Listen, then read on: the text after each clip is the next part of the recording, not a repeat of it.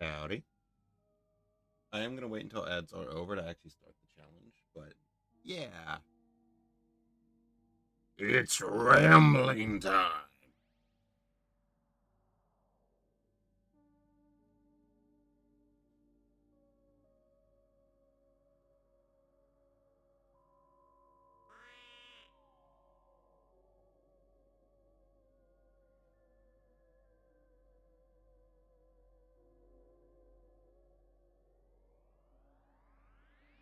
To the surprise of no, yeah.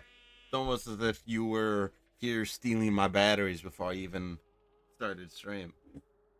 Anyway, what's going to be my beginning talking point? Where am I starting?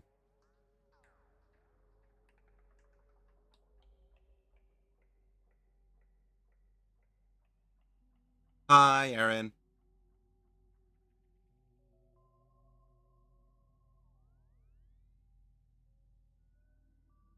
I will say I am waiting on some food to be delivered.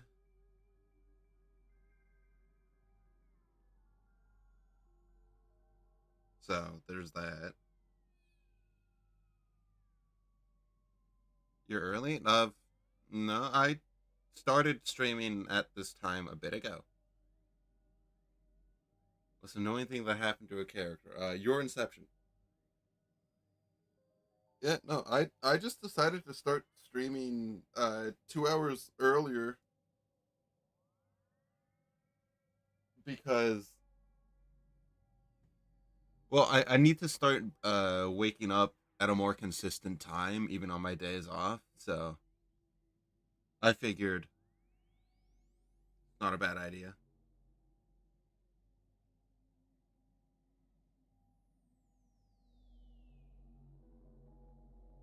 Okay, I am gonna wait for ads. Yeah, no, I keep thinking about that and then just forgetting to do that.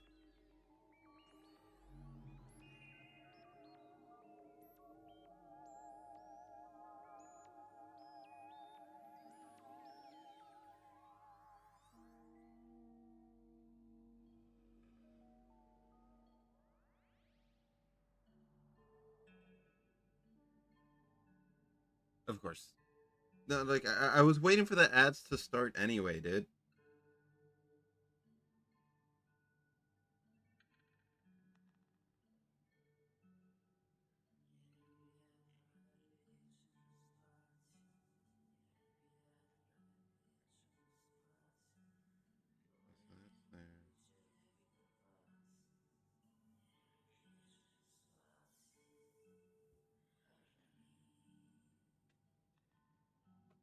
Let me.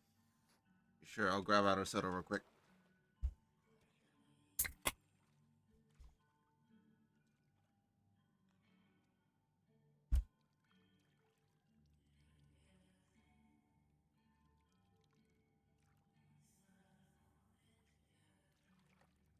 You stole some salt? What?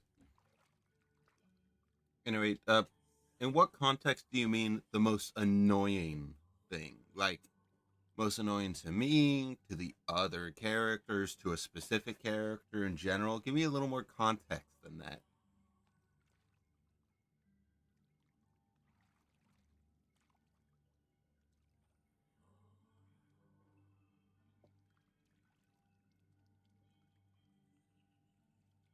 Like, give me, give me more context.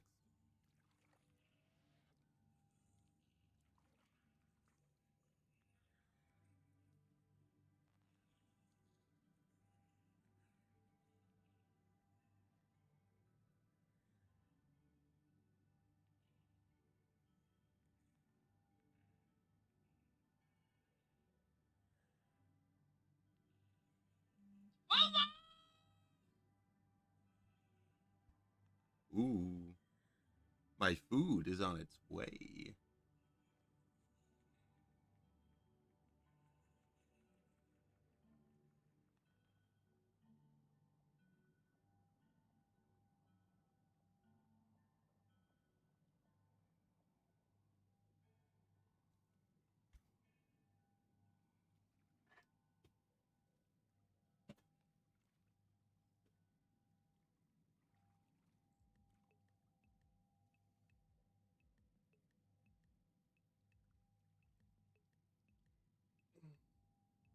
Mm.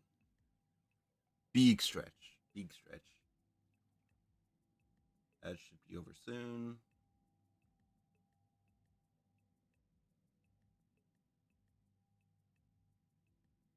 There we go. Okay.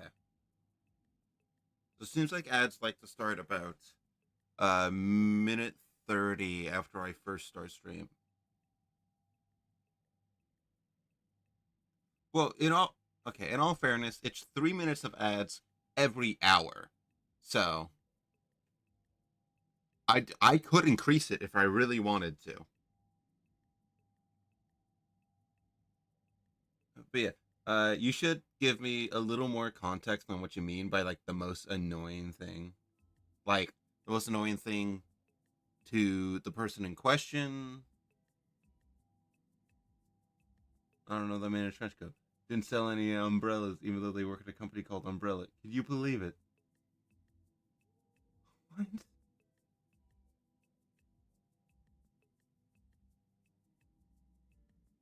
What are you on about? Anyway, did you mean like in context of to the character in question, to me, to the people around them? What? I need little more context.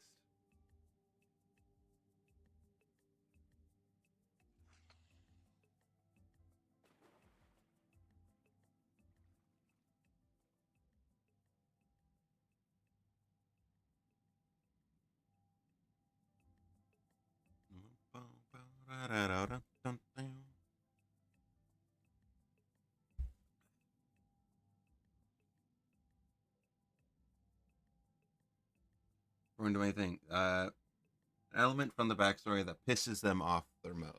Okay. What is an element from one of my characters' backstories that annoys them, the character, the most? There's quite a few answers to this one. Namely, Garradine's entire character is was the most annoying aspect you're going to have to do for. Oh, the most annoying that I'm going to. Oh, okay. So the most annoying aspect of Garradine's character to him is like the society he lives in because he's not free to do what he wants where like or at least he wasn't free to do what he wants where he was born simply because he was born a man. When it comes to the most annoying character, like the most annoying thing when it comes to designing my characters, I would say I tend to be I tend to draw more realistically than I'm able to. And it's very frustrating at times because I'm not where I want to be with my art. But I already know that designing Garradine is going to be annoying as hell because he's supposed to look rather androgynous, but I don't know how to do that. Uh, the most annoying thing I'm gonna have to do for them? That is a decent question. I am not sure. I'll get back to you on that one. But like, even in the case of like me ignoring Garradine, ignoring like how I don't really know how to draw certain things. I don't know how to give certain feelings to the things I make. Uh, a lot like quite a few of my characters are going to have complicated designs simply because it fits with who they are. As an example, Thurles, the pirate captain, dresses extravagantly. It's an actual part of her character. It's part of how she was raised because um, she was essentially raised in high society and decided that was boring and wanted to do this. If she didn't become a pirate, she would have joined like the Navy or something. So like she especially likes large and extravagant hats. I'm very bad at drawing hats. Like I can't even draw a fucking cowboy hat, dude. And one of my characters is a cat girl cowboy who's trying to hunt down her father, like some fucking uh the chosen one shenanigans from Fallout. But like when it comes to designing, most of the annoying things just come from the fact that I'm not too experienced. Like I'm not as good as art as I want to be, and that pisses me off. Even though I don't exactly practice super often, especially when it comes to like I want I want to draw. I really do. I want to write. I want to do a lot of things. And then I end up doing none of them because instead I'm playing RimWorld at like 3 in the morning. It is very frustrating. But that's just ADHD, autism. I I'm not good at self-regulating because I want to do this thing and I want to do this thing for this long, but I go slightly past that time frame I set for myself. It's like, well, I guess I better just keep doing this thing. It's a curse, honestly. But yeah, like the chosen one for Fallout, my brain immediately went to New Vegas, going, where the fuck is the dipshit who shot me? Okay, now I'm starting to think of there are a few people who would be capable of doing a bit like that. First of all, Garrettine, because he's too like his willpower is just too fucking strong to die. Like he's holding his own soul hostage in his body. It's crazy. Another good example would be sorry, I am also a little distracted because I'm tracking my order and they're getting pretty close to me. They're getting pretty close to me. So, yeah, we were constructed without preset parameters. Oh, is he? Does he know? Does he know? Does he? Yo, that's crazy. Okay, hold on. My food's here. Just 1 second. 1 second. I did order this before the stream started. By the way, I ordered this like half an hour before the stream started. I thought I'd have time. Okay, hold on. 1 second. Sorry. I'll also take a moment to gather my thoughts. I actually was not mentally prepared for this yet.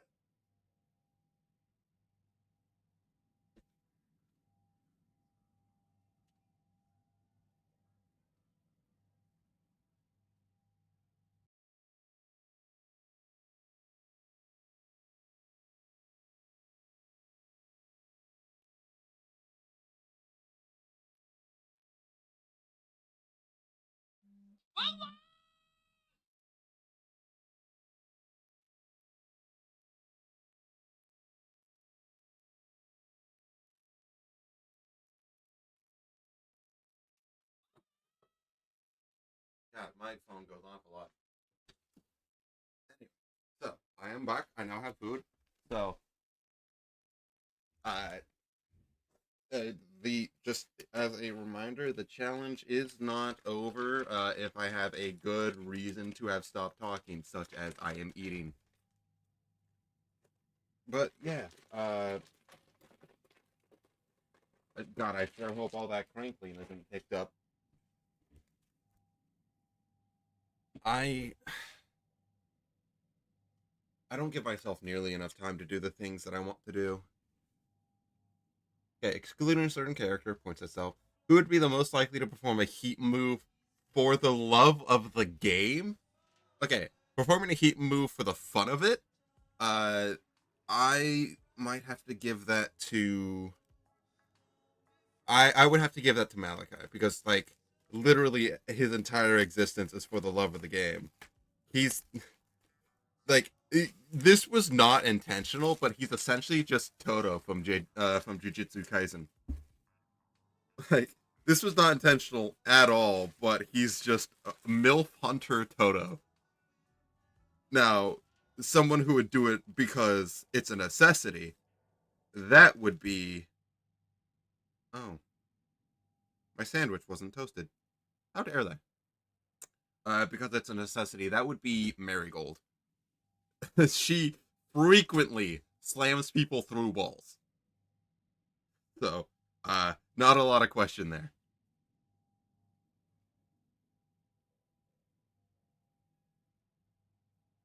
Mm.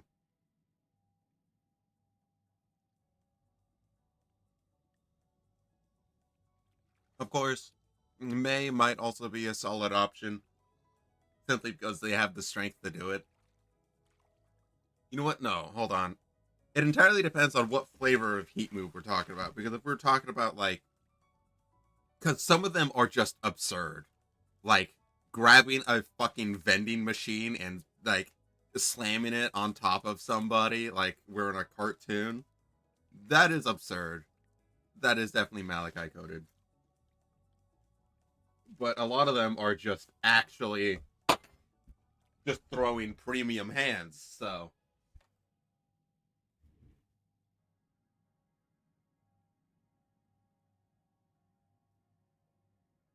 mm,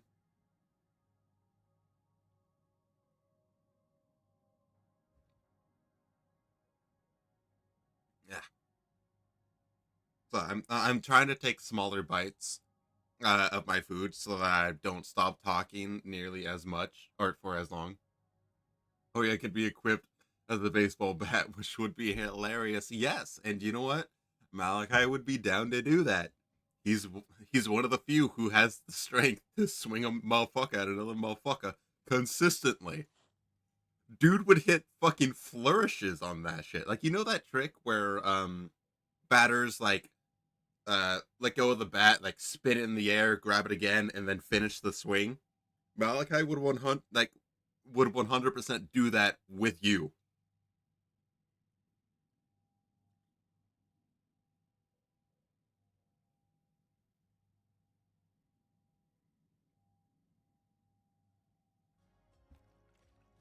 And he'd do it simply because he could. He has the strength to do so. He's one of the most fuck it we ball characters I have.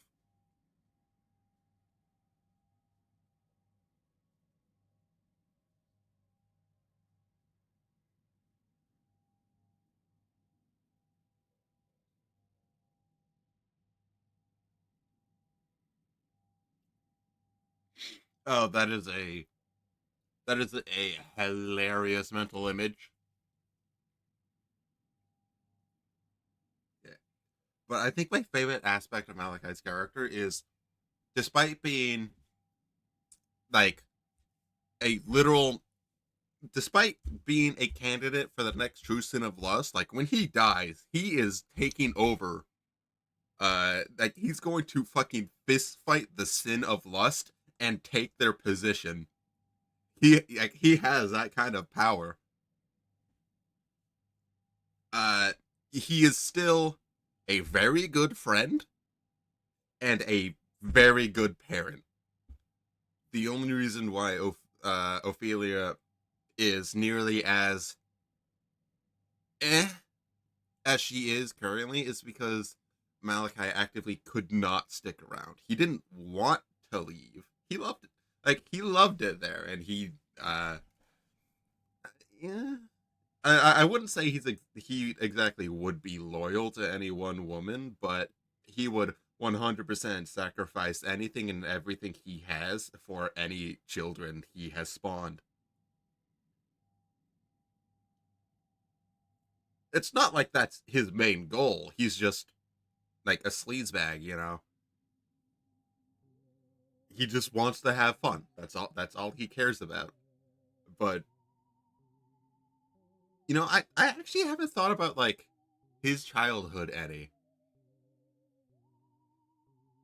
I'm not I think it would be incredibly funny if his childhood was entirely mundane and he's just like this. Like he literally has no reason to be like this. He's just like this. That would be hilarious.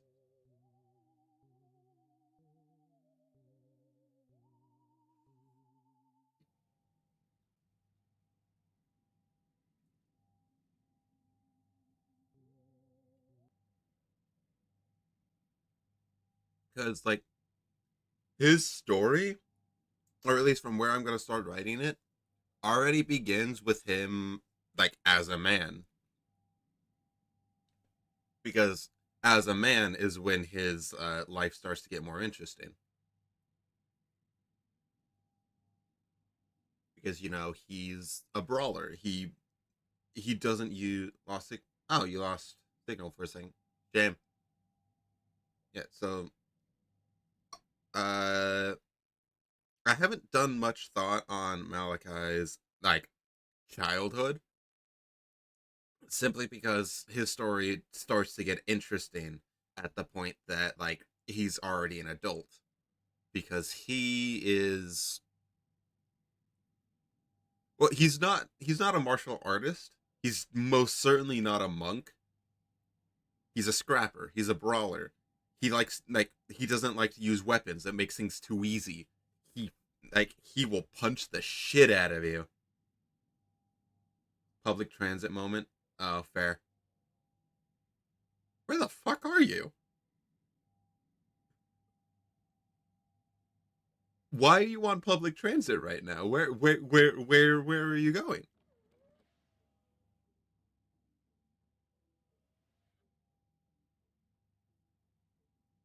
Mm.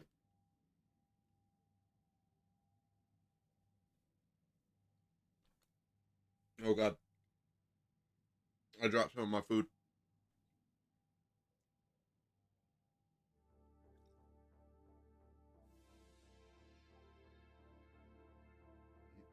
Yeah, it's fine. I'll clean it up later. No, I won't. Home? Oh, that's fair. That's fair.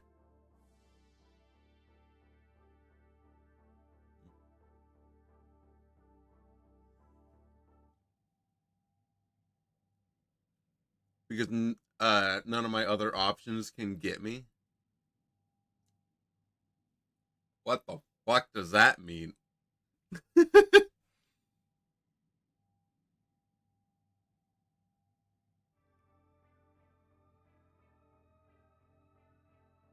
Oh, whatever. Doesn't matter. So, Malachi. His story only starts to get interesting once he's already an adult. I do think it would be incredibly funny if there's literally no reason for him to be like this. He's just like this.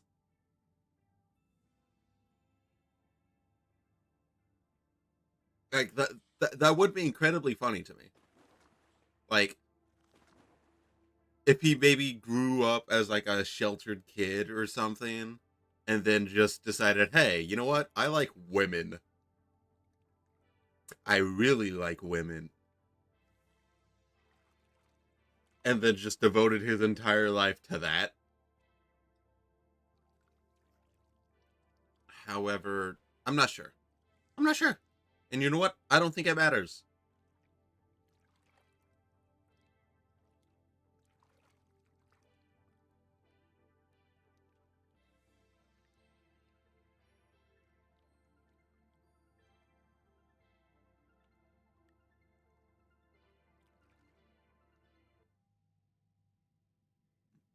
Hmm.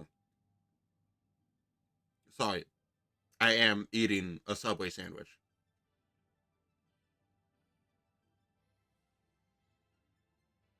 You misspelled Kennedy. How do you misspell Kennedy that bad? Leon Kennedy.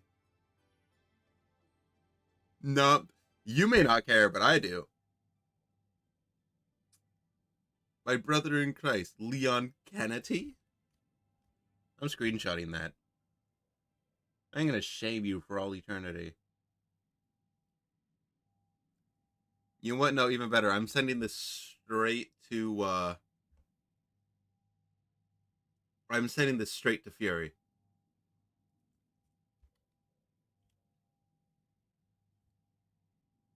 You are being shamed.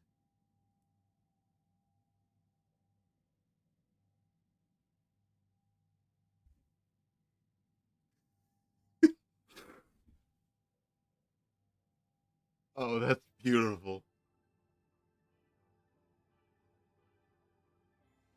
So like I realized I had a yes, absolutely. I'm now gonna draw you getting kicked in the head by Leon Kennedy.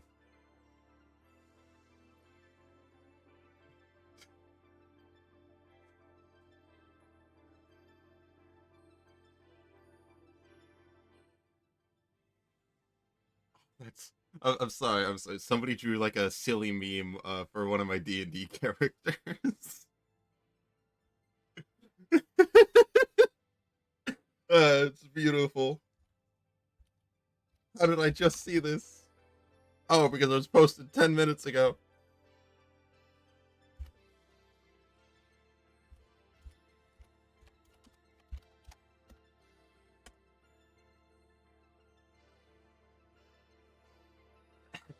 God, I'm already sidetracked. The stream just started.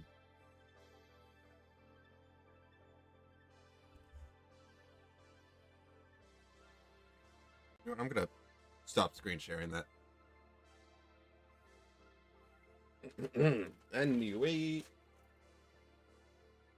oh, in case anyone was wondering, from Subway, I had gotten well. Firstly, their 6.99s. No, their 4.99 sub of the day, which was sweet onion chicken teriyaki. Very, like, very good, very good. But I also got a foot long chicken bacon ranch. Also very good, very good. Because I'm a hungry boy, and just 6 inches is not enough to satisfy me.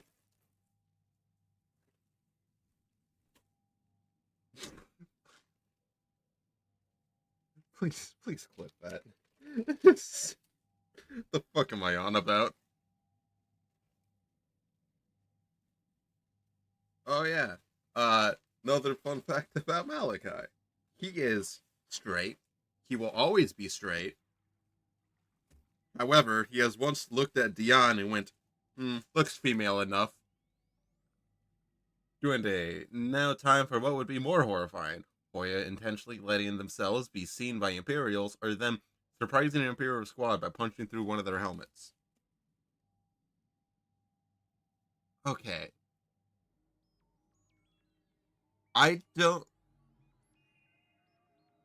Letting himself be spotted isn't going to be terrifying because, they're looking for him. It's just confirmation. Oh, he's in this direction. Time to time to remove this direction. But just if you hit like a fucking meet the sniper like spy kill scene, but like putting your fist through someone's helmet just out of nowhere, that would be terrifying. That would be utterly terrifying. Not seeing Hoya and knowing he's there is terrifying. He's a living bioweapon. His skin is made of lead. Why was I pinged? Oh, beautiful. Beautiful, beautiful.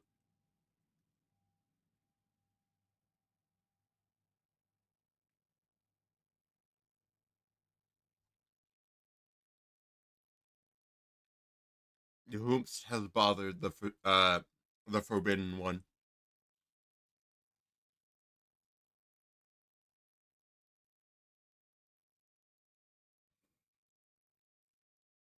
Right.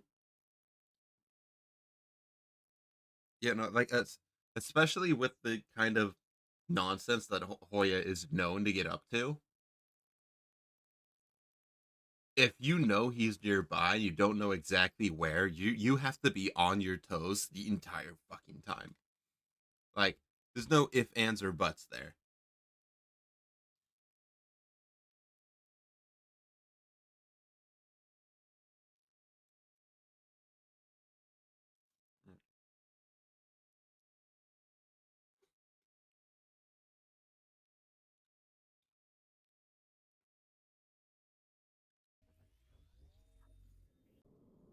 So I really thought I would have time to eat.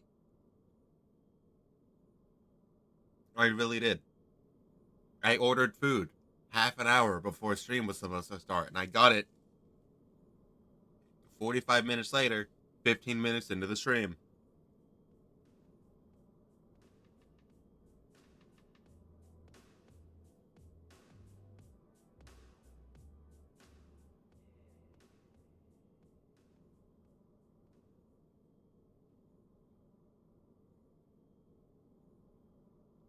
Mm. This shit's good though.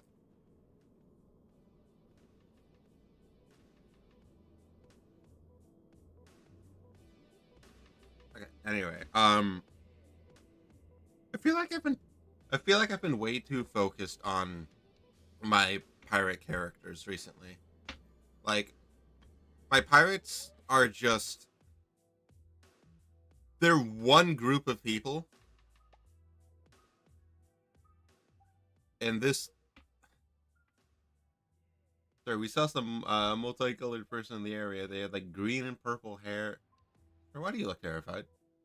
Probably a mentally unstable person. The best part is, you're not wrong. You know, I've been way too focused on the pirates recently. I've been neglecting my other story characters. Granted, for a lot of them, I already know their story. Like, I just need to have it written down. It's not. It's a little frustrating, I think. I want to be able to. I want to be able to actually put these things out there. But I just can't. Hold on, sorry. I gotta have a real quick. I'm just turning up the game volume. I just struggle so much to do so.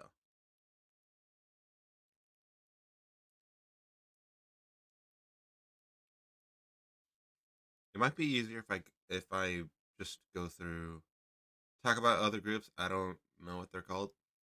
I mean, yeah, yeah. It's just especially like right now. It feels like the pirates are the only ones I've been thinking about. Period.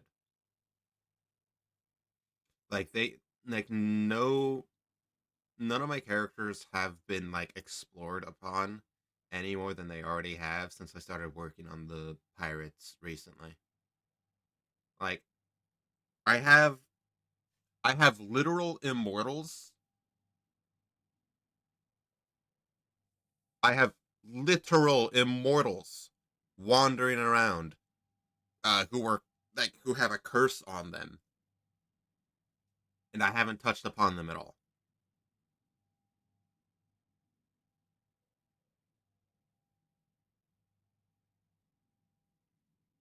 The only one I've been actively thinking about is Ruby, which is the oldest of them, simply because of the song uh, "Peasant's Throne," because it's a banger and it's a very good song to give you the idea of who she is and how she came to be what she is.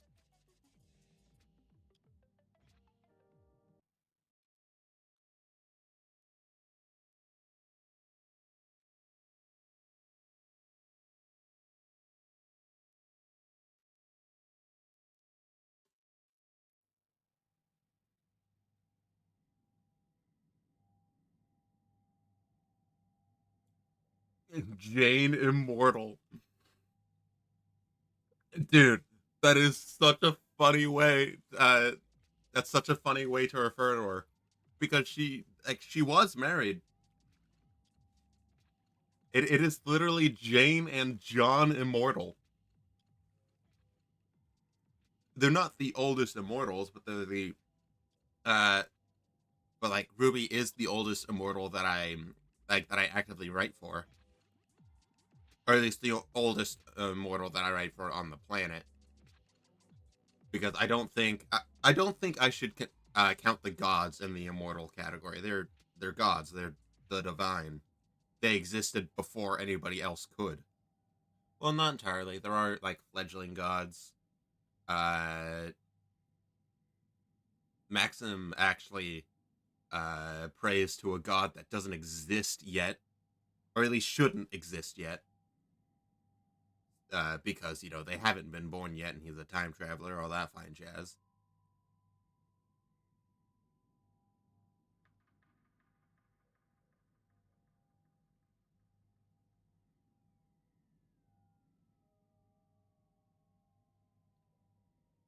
But yeah, Ruby.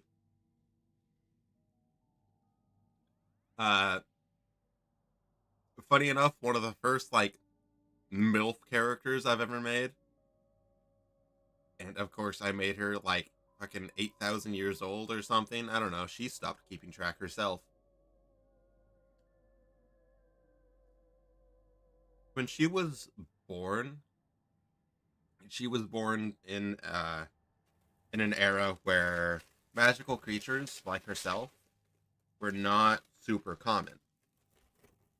Uh, they were seen as like a sign of good luck to have them like, because she was born essentially into like a medieval type period. She was,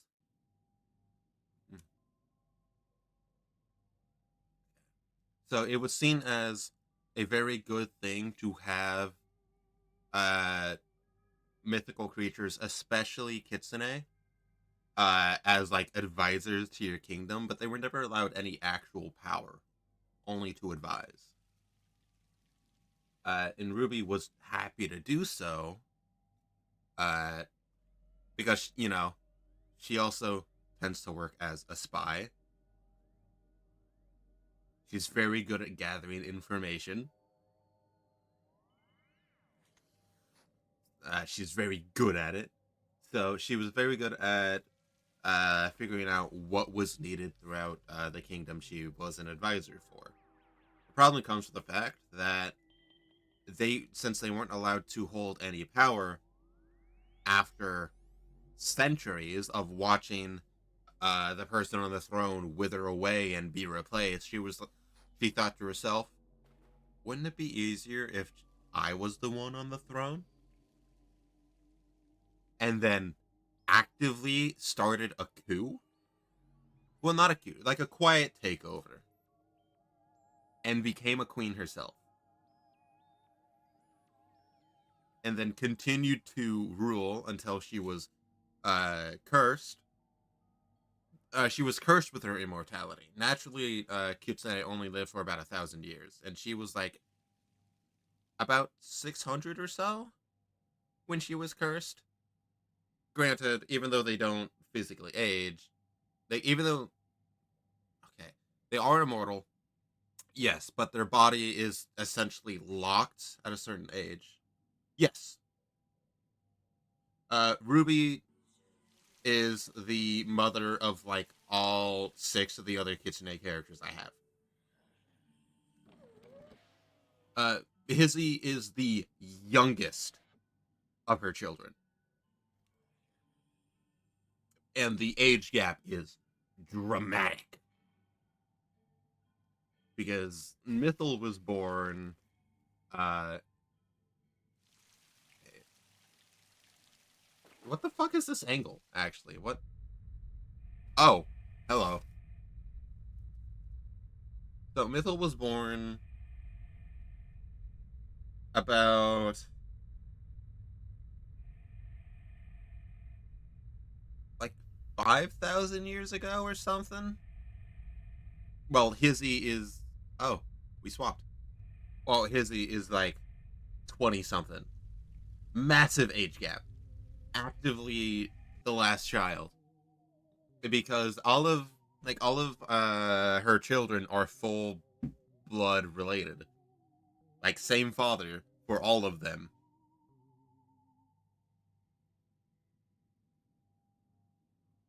And Max, her husband, has finally passed away as a cause of the curse. The reason why there was such a huge gap in the ages of her children is because the way that reproduction works, for Kitsune specifically, it works a little differently for the other like immortal races. Like dragons technically not immortal. They just live a very, very, very long time. But Kitsune, when they decide they want to produce a child, uh, they are spirits given a physical form. So they are not. Their true form is that of their soul. So when they want to produce a new soul, it takes a portion of both parents and smashes that together that the mother would then carry. It takes a very long time to actually recover from this as well, which is why typically kitsune only have like two or like one or two children in their lifetime. But the reason why Ruby has only had like five, is it five or six? I think six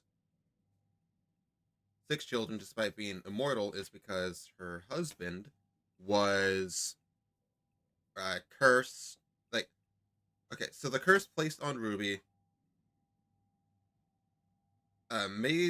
makes everybody both married in and why are we following a pineapple?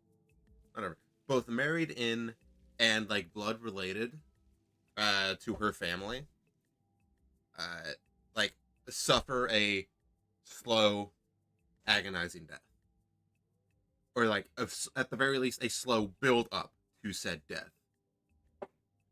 They are not they're not going to die in any semblance of the word peaceful. Like peacefully.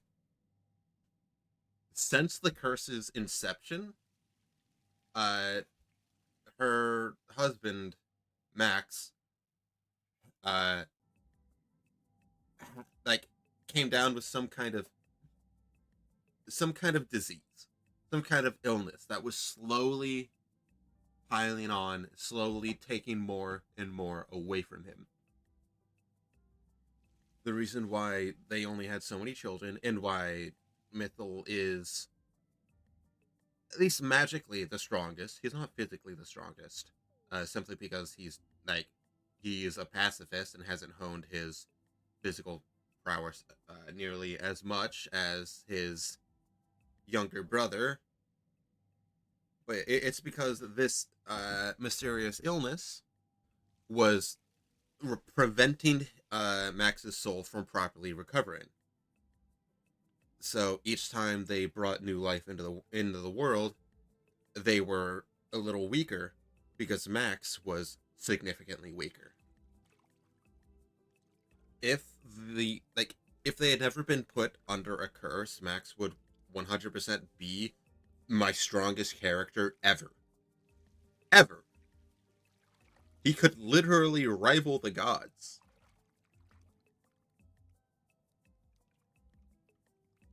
But it just simply wasn't meant to be.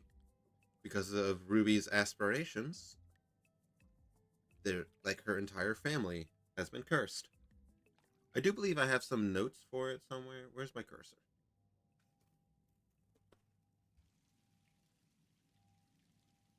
I know for sure I have notes on them. Give me just a moment.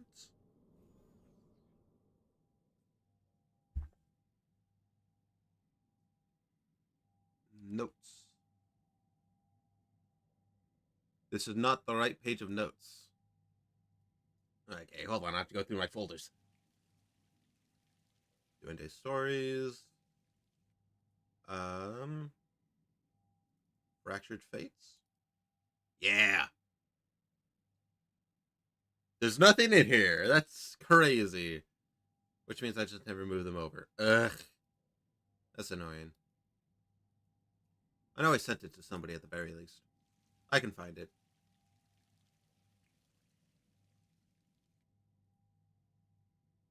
But yeah, so Ruby's children. From oldest to the youngest, There is Mythal, a pacifist. Uh, Huron, a mercenary, like literally joined the Crusades just for the love of the game. He's extremely hot-headed, like maybe one of my most aggressive characters. Then there is Ayako. I haven't written too much for her. I'm still not entirely sure how I want to use her. And then there is Tamu, who is a mute mercenary. I believe I wrote an introduction for her in the server. Yeah, she's not deaf. She's mute by choice. If you don't know sign language, she will just not even attempt to talk to you. Kind of funny.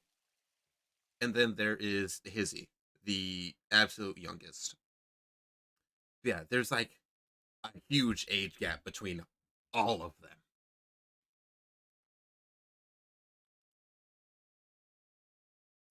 Because funny. Okay, let me look at you. I know damn well I have it here.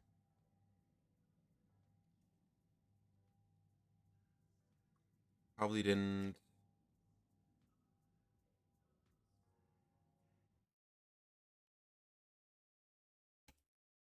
Nope. Definitely, it wasn't pinned. Go. Curse?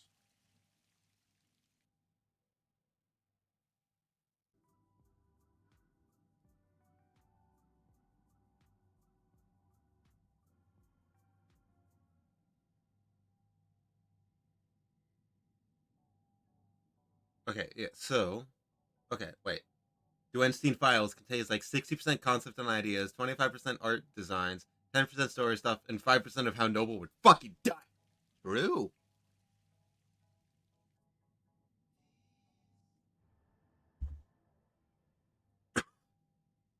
Not that the Duende Files exist. They're just a figment of your imagination. There's nothing that needs to be released. Okay. So I found some of the notes. I thought I found like the actual wording of the curse.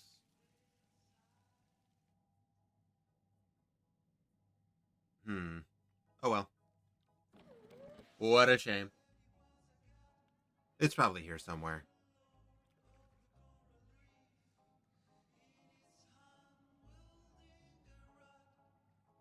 Oh, found it.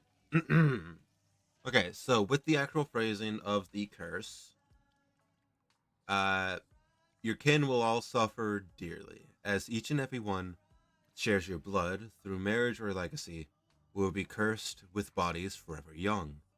Ye who have steered the lives of so many down a dark path shall be cursed to watch those around you wither away into dust. The curse placed upon your legacy will only be broken once each and every one of your kin meet a gruesome and painful end. Then, and only then, shall your many years come to impact your feeble body. Our God shall be watching. Our God shall be waiting. Your bloodline will meet a terrible end.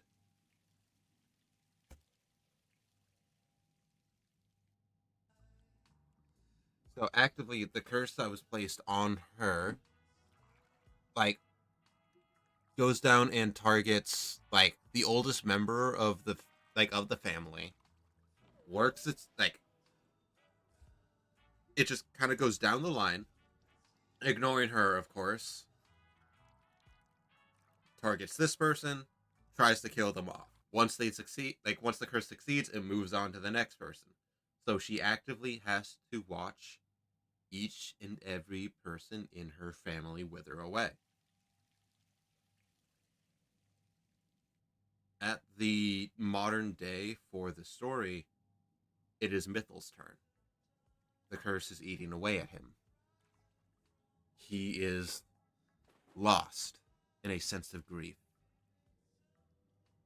for not fulfilling the dying wish of the one person he's ever loved.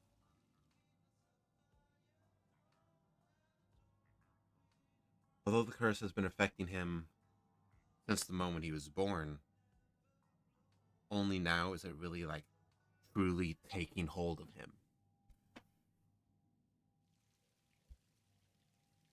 So all the knowledge that Mythil has managed to accumulate since he devoted himself to being a scholar, he's not. He killed like one person, watched the light leave their eyes, and never wanted to feel that feeling again. He is. I'm not going to say he's the nicest character, but he's definitely one of them. However, he's also not like. He's like. If I had to give him a D&D alignment, lawful neutral. He cares more about the pursuit of knowledge than most other things. If he deems somebody irredeemable, then, well, there are fates worse than death. I do believe I said before that Mythil has like a secret lab out in the middle of nowhere. And he pulls some fucking SCP type shit where like uh he will purchase people who are on like death row to act as essentially D class, so that he can test things. He's not truly malicious. It's just he understands that there like sacrifices need to be made in the pursuit of science. There are definitely some things that he wishes that he hasn't done, but it is infinitely more that he knows he will do. Uh and there's way more than even that he knows will help those around him.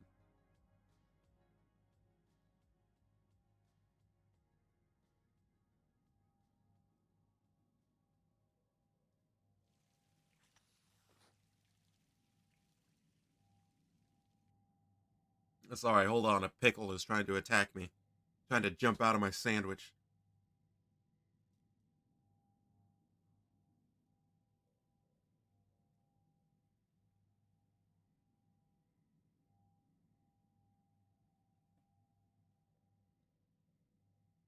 I am perfectly fine with talking about Mythil's story because his story is not going to be one that I actively write. He's not one to document his own life. His story, in the end, is going to have to be pieced together from other people's. Because as not only an immortal, but somebody in constant pursuit of more knowledge, he shows up in a lot of different places. Like I have actively toyed with the idea of having like some like okay, I should say Maxim is not the only time traveler. I have toyed with having the idea of like time travelers like recognize him, approach him, and him go, "Sorry, I do not believe I know you."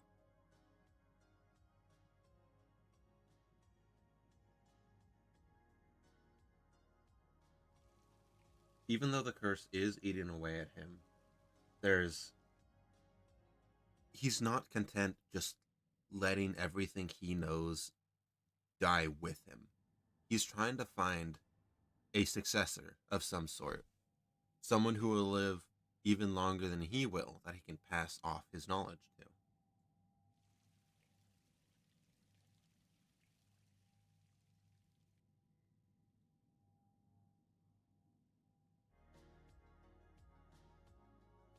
So far, he has not found anybody who really fits that bill.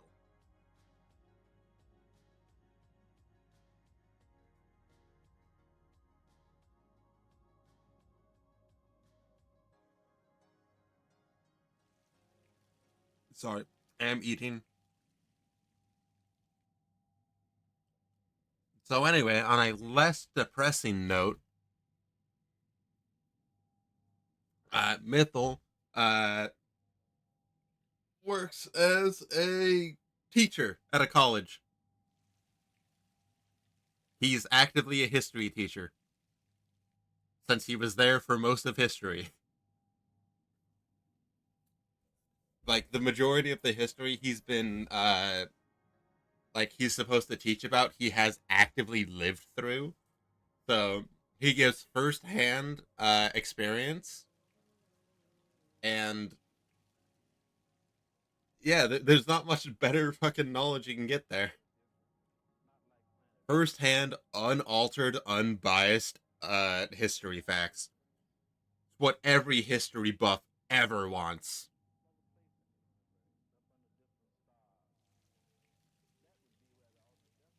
Unfortunately, I slept through most of history, so I don't know this shit.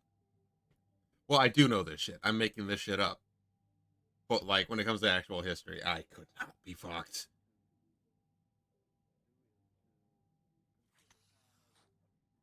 Why the hell do I have somebody in my friends list named the Puppet Queer?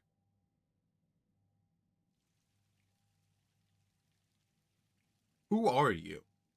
I'm sorry, just random. What? Who are you?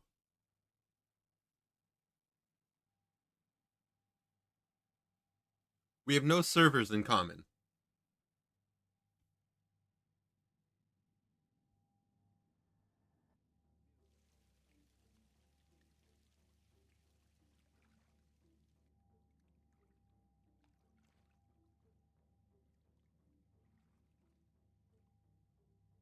I don't know.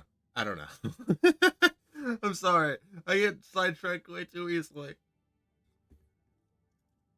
Anyway.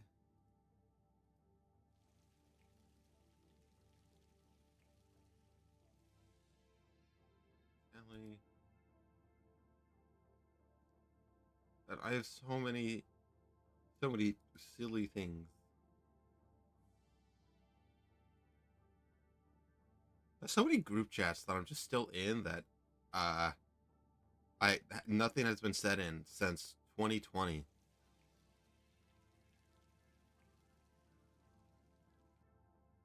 This one has actively been deleted.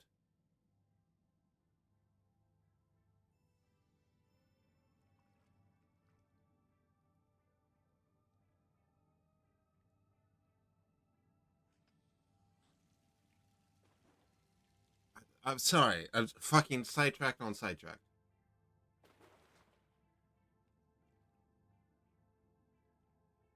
I got sidetracked from being sidetracked to become even more sidetracked. How do I do it?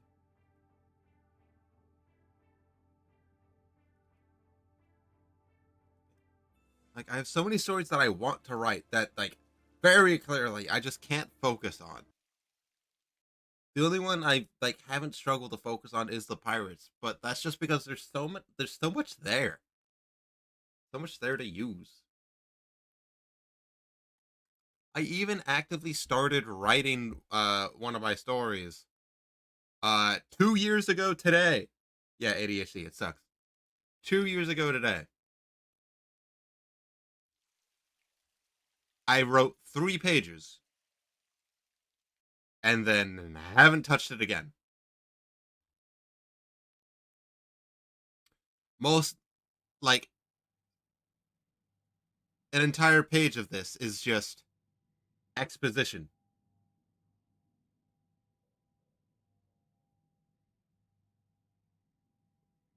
But I also like a lot of the time my issues comes from the fact that I want to write everything in first person, but first person perspectives are difficult to write when it comes to like actual books. So I then started going, this would make for a decent comic. I should brush up on my art skills. And then I've been focused on that and not writing anything. And I'm not even focused on that.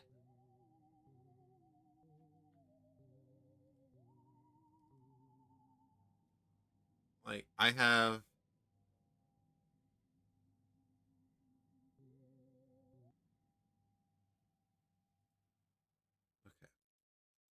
I don't know.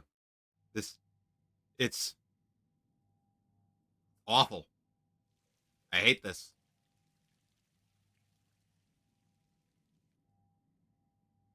What was I gonna? Oh, that's what that one was gonna be.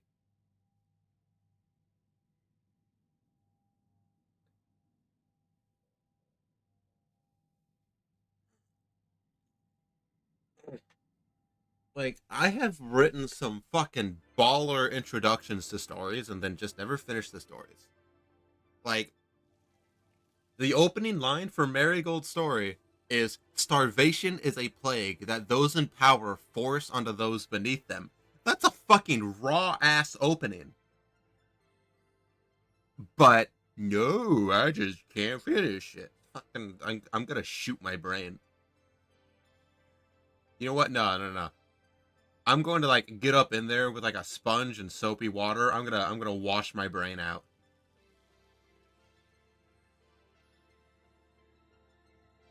It's so stupid. Give it a good old scrubbing. Smooth out some of the creases. Which one of my characters has the smoothest brain? This is amazing intro, right? That's a fucking baller ass line. And it continues going. Like, starvation is a plague that those in power force onto those beneath them. Loyalty is forced from the weakness it creates.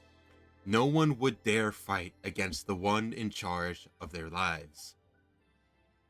Like, that is like the basis. Maybe.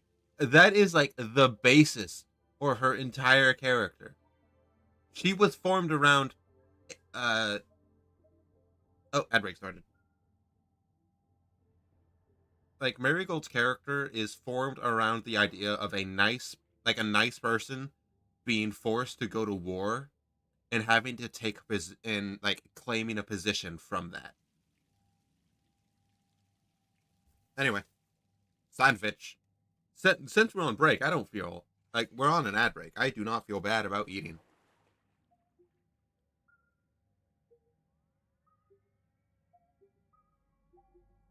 I'll try to eat as much of this as I can in the 3 minutes.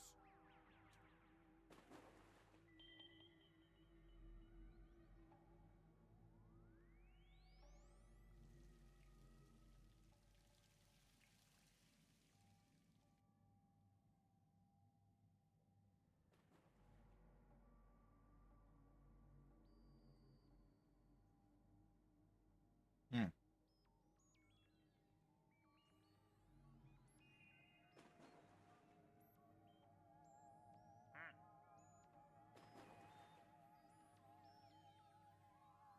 I didn't realize you were in the call with me. That's kind of funny.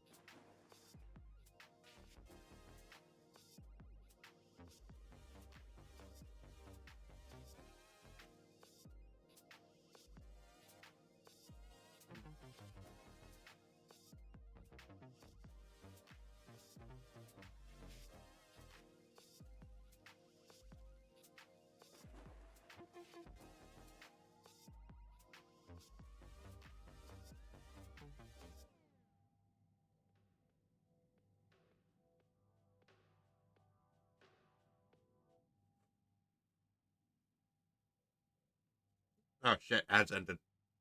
I just stuffed my face with more food. Back. I'm almost done with my sandwich though. Anyway, smoothest brain out of all my characters. I have a lot of characters to sort through.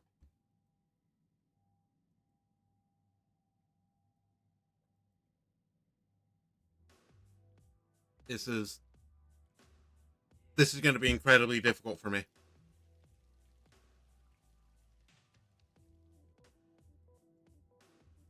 because the smartest of my characters is fairly easy. Actually, no, it's not fairly easy. There's a lot of there's actually a lot of things to think about there.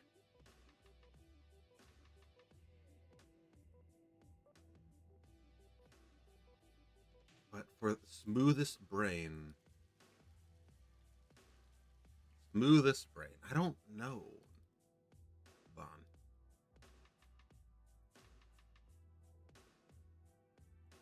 I mean, Decibel is a very funny idea for that.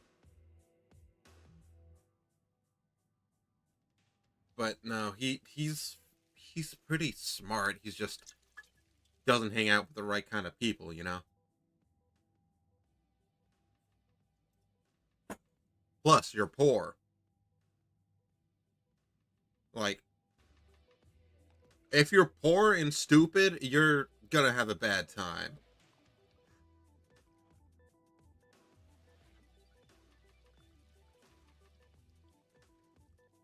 And I'm just in this context. I'm just gonna think about specifically like intelligence, not okay. Specifically intelligence.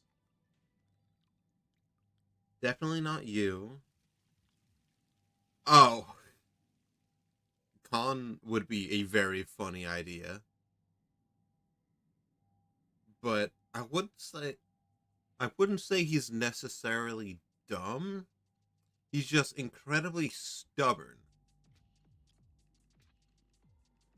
Because Khan Morganau is another one of my immortal characters, but he's like, uh, hold on. So he's like an incredibly stubborn Irishman. Like, incredibly stubborn. He knows one language and one language only, and if you do not know it, he's not going to attempt to speak to you. But the problem is the language he speaks is uh kind of dead.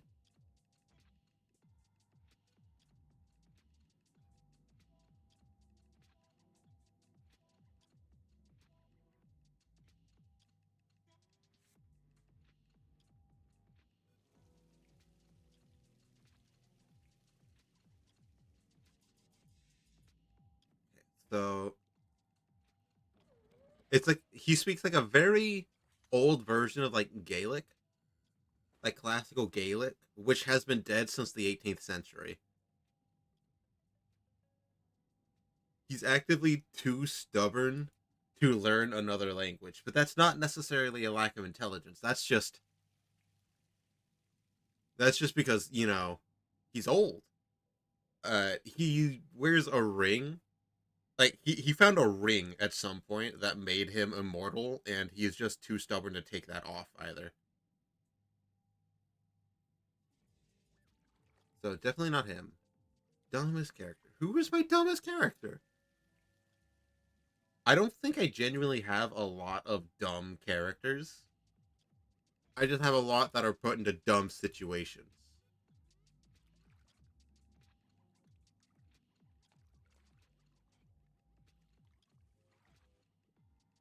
No, definitely not you.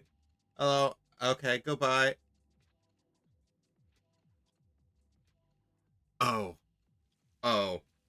I think I found it. Dumbest way that got added would be both Hoy and Mail. No, dumbest way they got added would be Hoy and Mayo. Yeah, definitely. Like, dumbest beginning to a story, definitely a U2. A warning of wet 2 causes the PC to blow up. Yeah, 100%. That is the dumbest way for a story to start.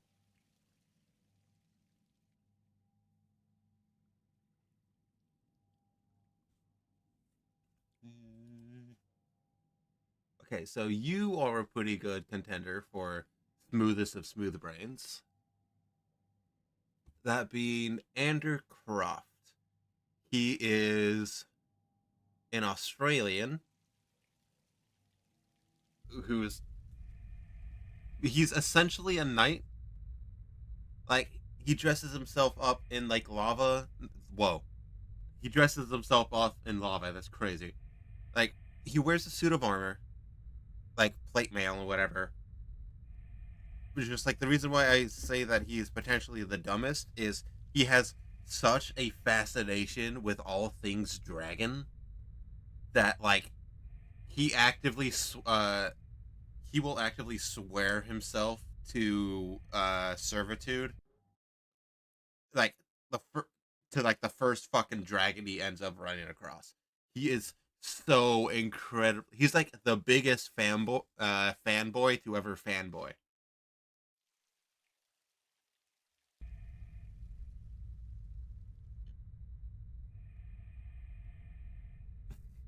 Oh, I forgot. Oh god, no, he's 100% the dumbest character. I put in his behavior traits. Uh Extremely stubborn and slightly paranoid. He'll attack any demon he sees immediately, but he's bad at identifying a demon. He's bad at identifying demons, but attacks them on sight. How many people has he accidentally attacked just because they have horns? He'll drop everything at the sight of a dragon and run to do its bidding. Why?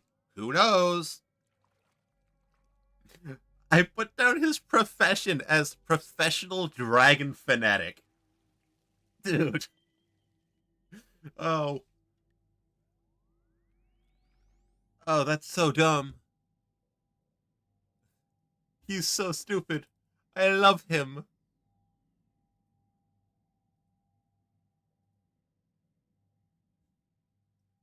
Definitely not. Like, I completely forgot about him. Oh, no wonder. It's a character I made in 2019. That is an old one.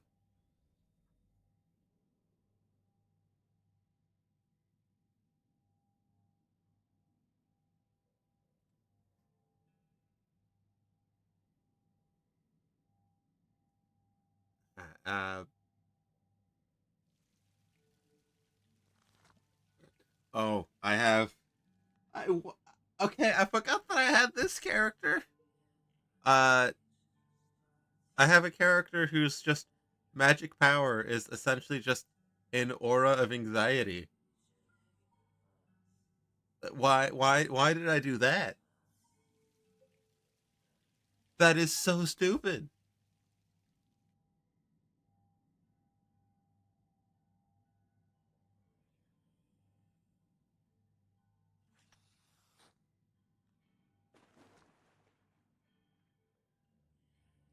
That's so stupid. Who would get along with you the most?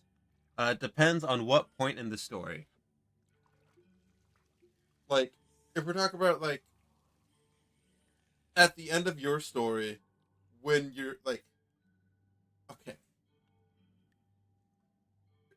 are we talking about like mid your story, like when like once you've joined up with the crew, or like after the empire has been taken down, and you start like a solo adventure because they're going in because the crew is going into like a low tech area. What's the context? I need more context.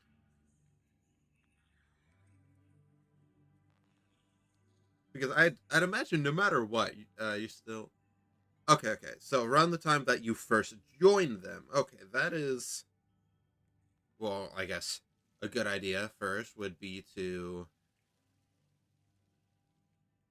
uh, start with the pirate crew. Wrong folder. This one, coin flip, Fallen Blade crew. Okay, so upon first joining the crew, definitely Dedrick would fuck with like he would enjoy the kind of nonsense you bring. At least to begin with, he might get sick of it eventually, but like first meeting, yeah, he's all for it. Definitely not Marigold. If the captain didn't like you, you wouldn't be allowed on the crew.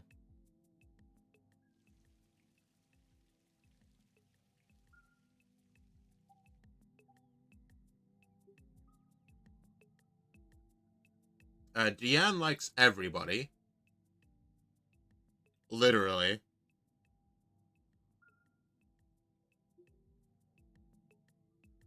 You would be much too eccentric for Caitlin. She would not feel comfortable around you. You might be able to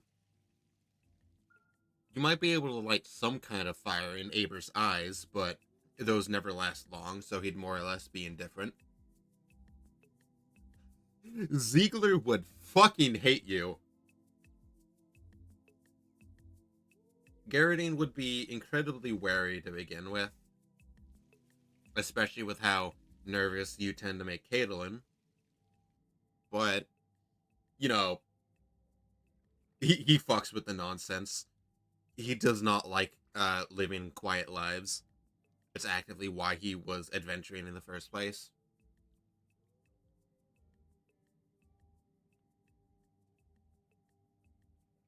Wonder why Ziegler would hate me. The Imperial. Yeah, it's a real fucking wonder, ain't it? Maxim is definitely incredibly wary of both you and May, considering he has no memory of you. You two are not meant to be here, therefore the time traveler is able to immediately spot the oddity that is you and May. He doesn't trust you guys. Oh, Malachi fucks with you heavy. Like, heavy, dude. He's probably the number 2 supporter of your nonsense. The number 1 being Van Heiden.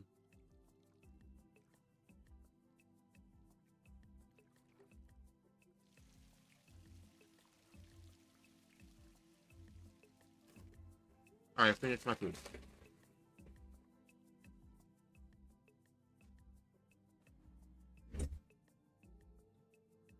Cody would be more or less indifferent, mostly because he is indifferent to just about everybody. Until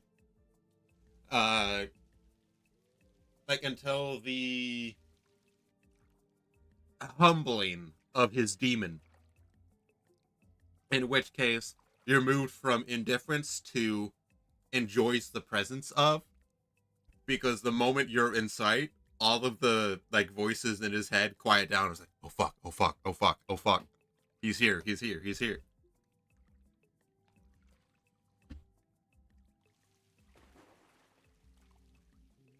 We've already established that it is on site with Mayo. Why the fuck did you add radiation to Toby's name? Yeah, literally. Every time you come in sight, it's just the prowler noise. Yeah, why Toby Radiation Fox? What the fuck? No. Yeah. No, it's not Toby. It's Tobias, okay, first and foremost. Legally distinct. Delta Bone. I mean, he is an incubus. That could be his stage name. Oh god. Fucking Delta Bone as an Incubus stage name. That's terrible. Oh god. I'm grabbing an orange juice. Lord forgive me.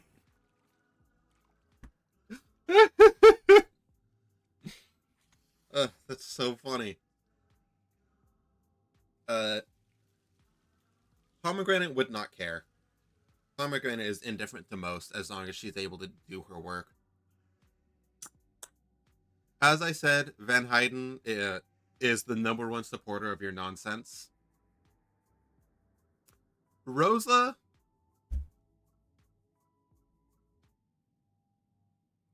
Rosa would be weird. Um, Rosa, I'm not sure about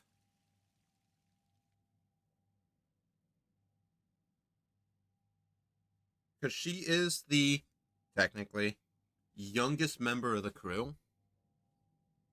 She's a very innocent girl. I think you would scare her. I think you would scare her, yeah. She's like 15. A 15-year-old apothecary has joined a group of pirates. Well, technically she's an indentured servant, but she actively sabotages any way of her paying off her debt so she won't be asked to leave because she doesn't understand that most of the people who are here with this crew are here by choice. She figured she genuinely thinks that everybody on this crew is here because they have some kind of debt to pay off. No, they just wanted to join, but she's too scared to bring that up to anybody.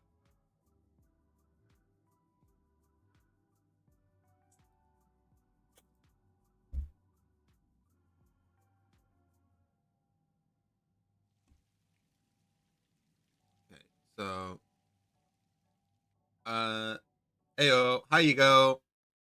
So Ego, I am doing okay. The first Wednesday stream of each month, I try to do a challenge where I just keep talking for as long as possible, since I'm way too comfortable sitting in silence. So that is why we have the plastic ducks. I am supposed to be the only source of entertainment for today, and if I stop talking for too long, I am supposed to end the stream. So, to just keep me talking, I'm just rambling about random shit. What do you mean? No, no. He explode. Yes, if I stop talking for too long, I explode.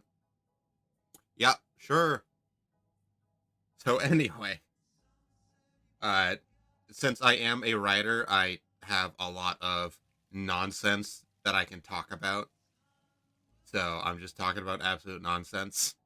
Feel free to ask me questions about my stories. They're all fully fledged out. I just haven't written any of them. So, uh, I'm just currently. So, I decided to isekai one of my friends, that being Noble, into my stories because I thought it was funny.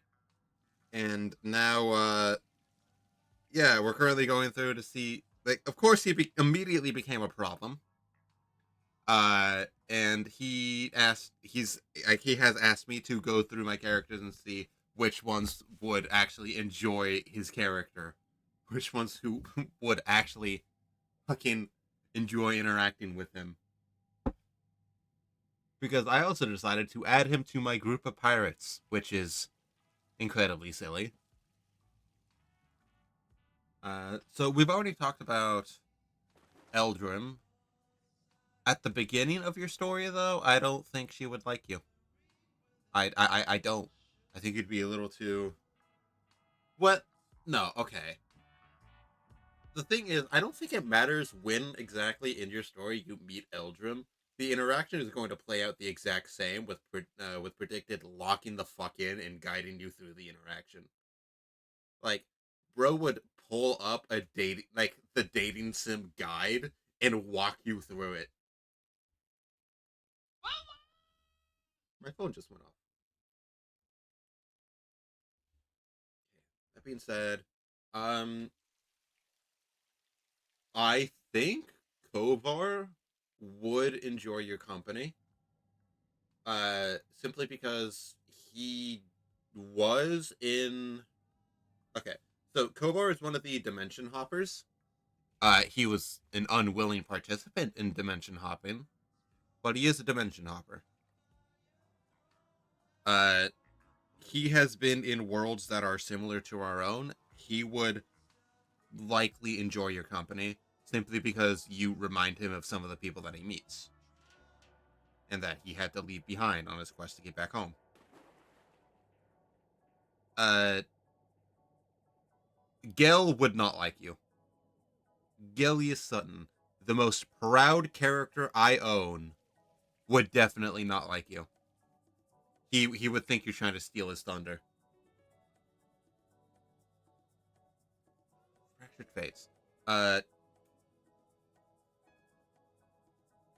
Mythal, uh, one of my kitsune, would like Hoya. The problem is likely not as a person, but as a form of study.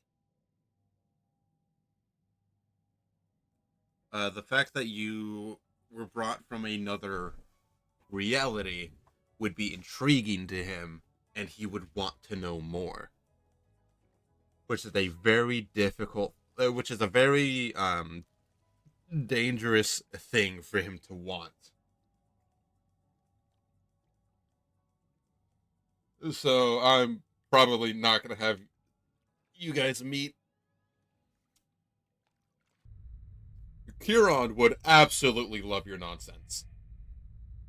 Like, as I said before, he is a mercenary. He has been alive for about 4,000 years. He he has fought in literally he has fought in literally every war he could possibly enter.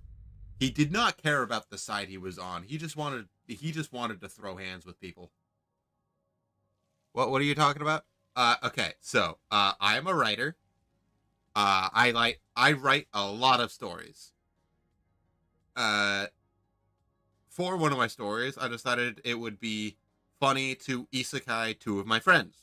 One of which being Noble, who is here in chat. Say hi, Noble. Noble has asked me which boah. Noble has asked me which characters of mine would get along with his character. Like his fucking essentially self-insert. So I'm just going through all the different characters I have created and deciding whether they would or would not fuck with the chaotic asshole that is uh that is Noble. So apologies. You're probably going to be incredibly lost. I encourage you to ask questions. I am very good at answering them. But yeah, the annoying thing is it's not even out of the question that you'd that Hoya would be able to meet all of these different people, considering the fucking planet that this takes place on. Because while it is called Earth, it is so much bigger because it's actually like a shell over a black hole. I've explained this. You published this, or is this like a fanfic Wattpad type thing? I am working on writing it. As of right now, the vast majority of it is just kind of bouncing around in my head. I'm working on it. Like, the problem is I am way too autistic and my ADHD is way too strong. So I have approximately 50 different stories to write. And because I have so many to write, oh, and you know what? That's a low ball estimate. And because I have so many to write, I can't focus on any single one of them. So, when I'm finally to the point where I can publish one, I'm probably going to be able to publish five at once. But I do legitimately want to write these out and properly publish them. Because all of them are uniquely my ideas. So what have I written? None of it has actively been published yet. A lot of it is still just in like a kind of free form yeah. A lot of it is still just in a free form state. I'm very good at talking about it. I know what I want to do. I haven't been able to properly sit down and find the words for it.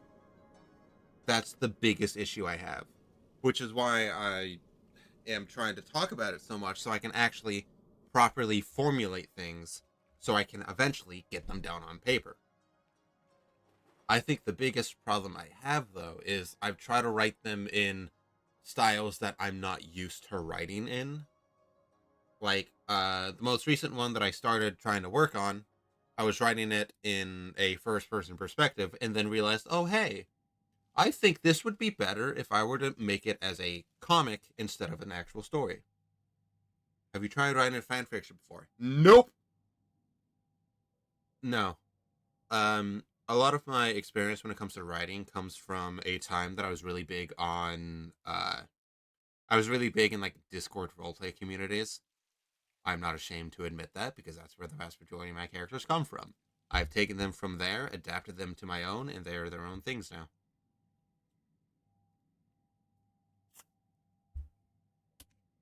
So I guess technically you could say yeah.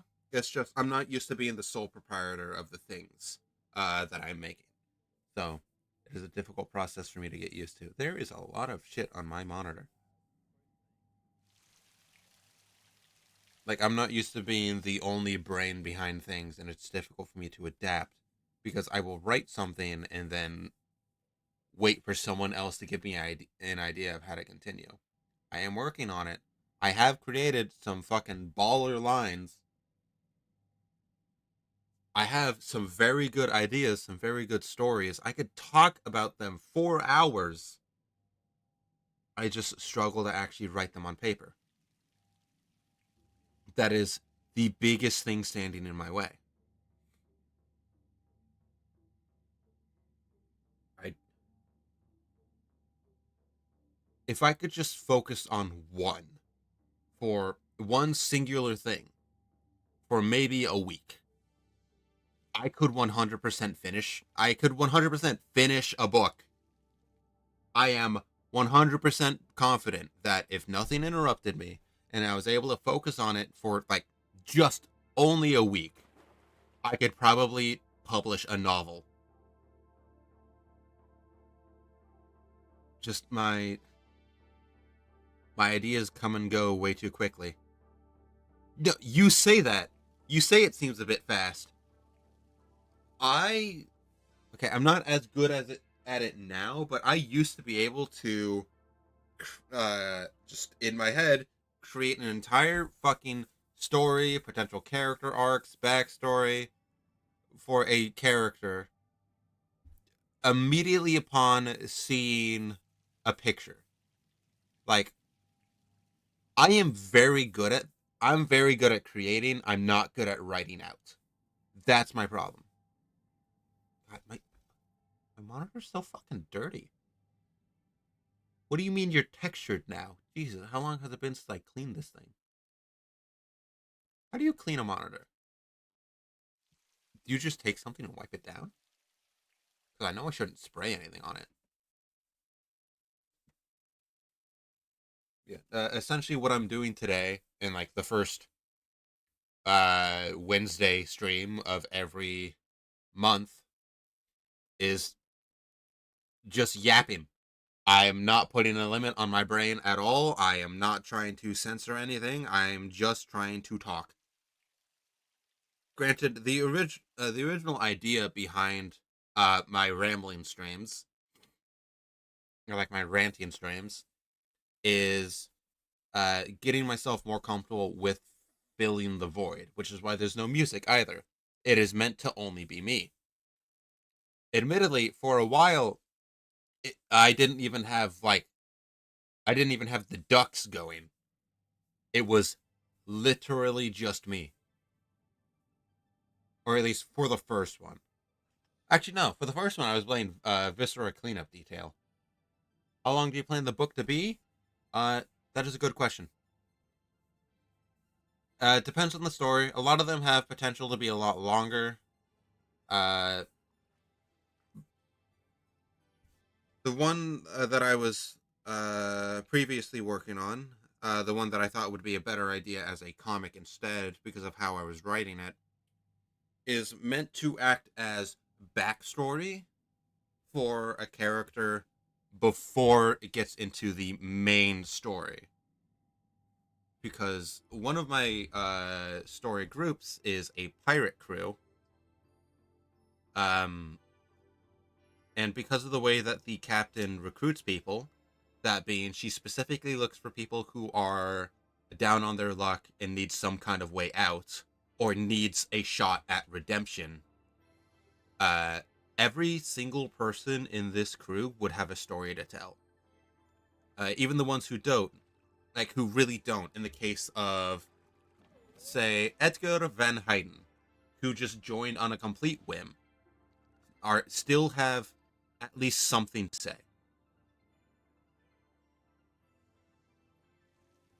So, as for like the vast majority of their stories, like of the stories in this sequence, are going to be probably not short stories, but not it's not going to be like an entire fucking novel. Like a good, I could maybe write a good sized book for most of their backstories, and then we get into the actual story of the crew, like the actual adventures of the pirate ship. Meanwhile, some of them, such as uh, a group I like to refer to as the Travelers, uh, they were born into essentially like a hi Ollie. Essentially, they were born into something akin to like a Roman society. Like they're born and bred to be warriors first and foremost. The group of the Travelers specifically did not like them. Like they wanted to be their own people, so they found a way out and found a way to leave the dimension, since it's an entirely fucking dimension. Because high fantasy, ha ha ha. Because I'm way too autistic to not have magic.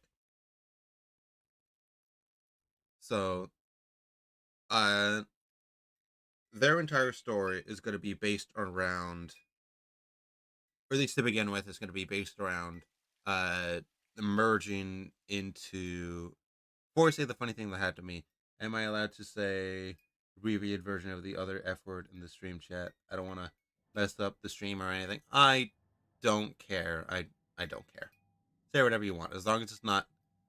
As long as you're not going to get me banned, fucking go for it. But yeah. Anyway, the Travelers. Uh, okay, the Travelers are definitely the ones that I've actually written the most for. Erect magic. But anyway, uh, so a little bit of both, like a little bit of all of them actually. So as I did mention before that the planet that they are on is, while it's called Earth, it is infinitely bigger. Not infinitely bigger. It's like a lot bigger than the Earth we know, because it is a shell over a black hole that was blessed by the divine to be able to hold life. With how big the planet is, different cultures are able to advance at different times. Like there is a like the first civilization to have been born actively put together a force to ensure that no other civilizations can impede or mess with the natural development of other societies. Conflict with the moderation. I might be able to see what you were trying to send then. Hold on.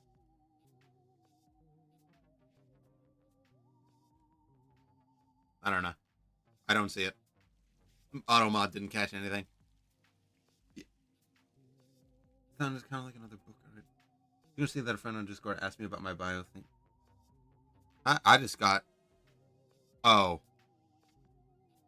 I just got an achievement called Milk Away, which I assume I got because what the fuck is that?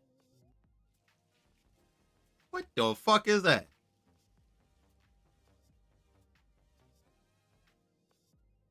Anyway, he's milking himself. No. Yeah. With like how big the planet is and the variety in cultures, I can realistically write a story in any setting and have it still take place on the same planet. Like I can blend them as much as I want.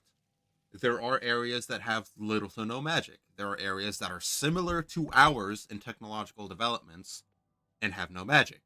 And then there's the I called it Central Point. Essentially, it is the original civilization that developed on this planet.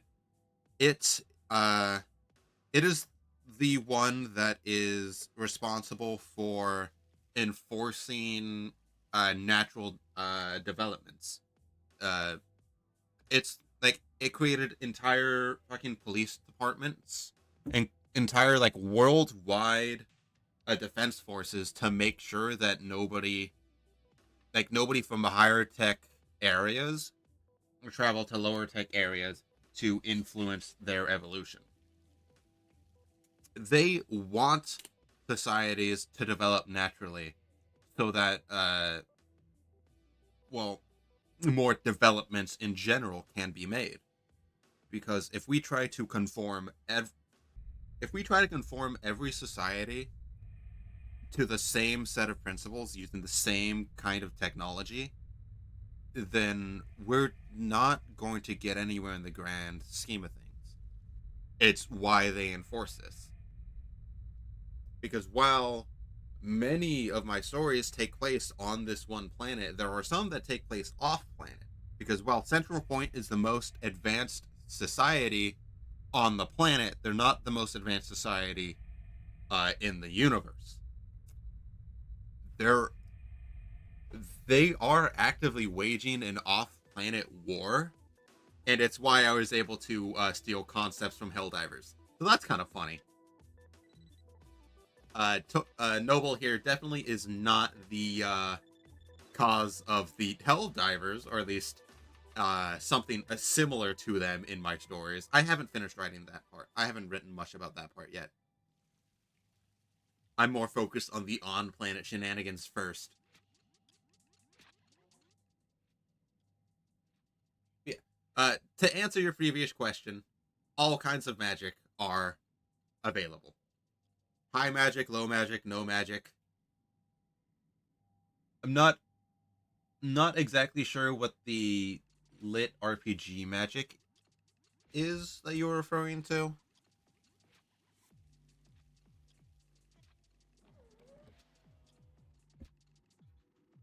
Are there unregistered magic, or is it just regular fireball magic?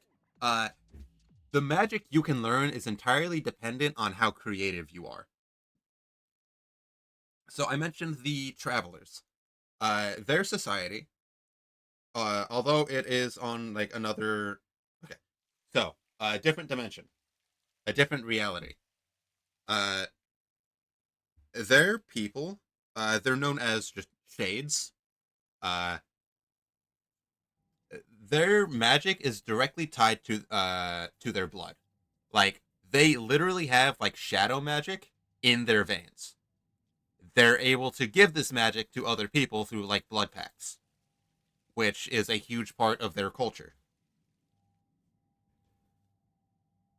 Uh, Even within just having shadow magic, there are so many different uses that they have found for it.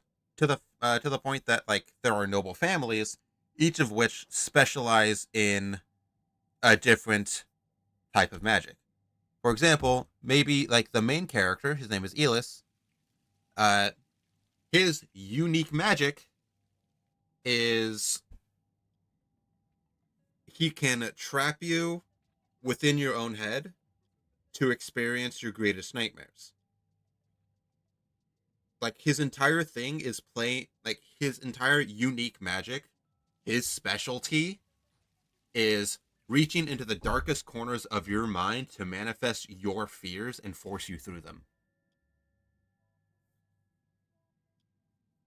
Meanwhile, one of his friends is just that RPG magic is basically the world enforces this, so it happens. You cannot change the input or output.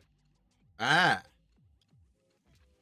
yeah, no, there's kind of no rules to the magic. If you can come up with a way to do it, you can probably do it. Like technically, uh, Hoya Noble's character is magic, even though his magic more or less comes from physical augments. He has essentially turned himself into a bioweapon and is able to fucking do some nonsense through that. He's more machine than man, but is still man. Like if this was a cyberpunk universe, he 100% was the most ludicrous example you can give of your world's magic. Depends on what type of ludicrous you're going for.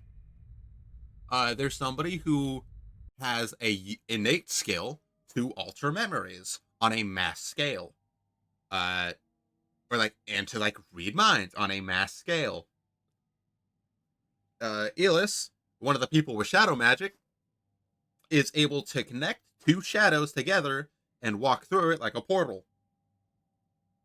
One of my Kitsune characters, who has light magic, is able to disassemble things and reassemble them as a form of teleportation through light. If it is connected to the light, she could just appear.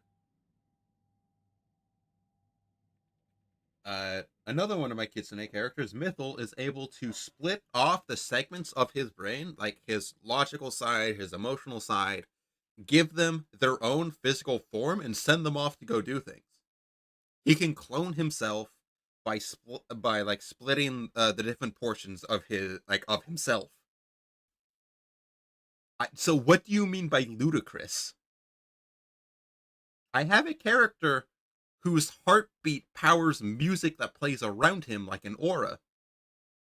Somewhat useless magic with hilarious levels of apocalyptic consequences. Well, I have somebody whose heartbeat powers music that plays around him.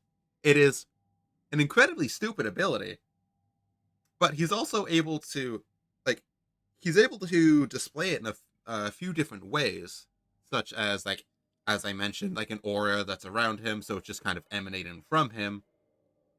He's able to essentially hijack your brain to play music there and cloud your thoughts, or he can hijack any kind of sound system to play his music from there. Since it wasn't originally tied directly to his heartbeat. It used to be like, oh, he can make it as loud as he wants. I decided to add a limit that the amount of decibels it plays at is directly tied to what his heartbeat is at. Because I realized that if I didn't put some kind of limit on it, he could legitimately just play his music loud enough to explode the planet. Which, while that is funny, he is only human. Okay, but like, what other useless magic? Uh, what other useless magic has very funny levels of apocalyptic consequence? Um, I don't know. That's a tough one. That's a tough one. Mostly just because my mind has been on a certain flavor of my characters, that being the pirate crew. Um, Actually, the pirate captain is kind of not. No, never mind. It's not a useless magic, but her magic allows her to enhance her physical prowess to essentially any degree that she needs to for a set amount of time. The downside of this magic being once the time limit is up, she's hit with the fatigue, like the exhaustion of everything she did all at once. And if she's not careful, this will kill her. But that's not exactly a useless magic. A very dumb idea I can give is her first mate, his name is Dedrick, has very minor control over water. While not exactly apocalyptic consequences, since he's able. Okay, so very minor control over water. Like he's able to say pick up like he's able to pick up a portion of water, maybe filter things out of it, and like kind of water bend with it essentially. However, he's very creative with how he uses this, and it's a little loose with what he's able to control. It has to be primarily water. Like he can't mess with people's blood. However, he can shoot his spit at you with the speed and penetration power of a bullet. He has punctured somebody's lung with his saliva before because they annoyed him. I'm not sure what other stupid magics I have, though. Or at least not off the top of my head.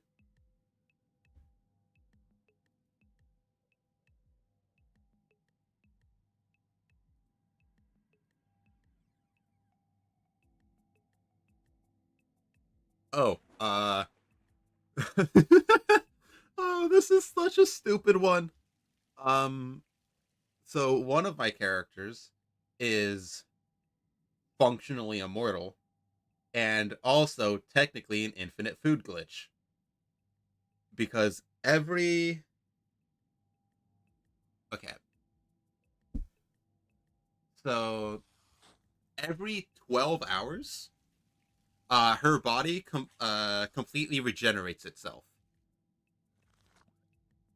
That's all fine and dandy, but like this works as long as her brain is still intact.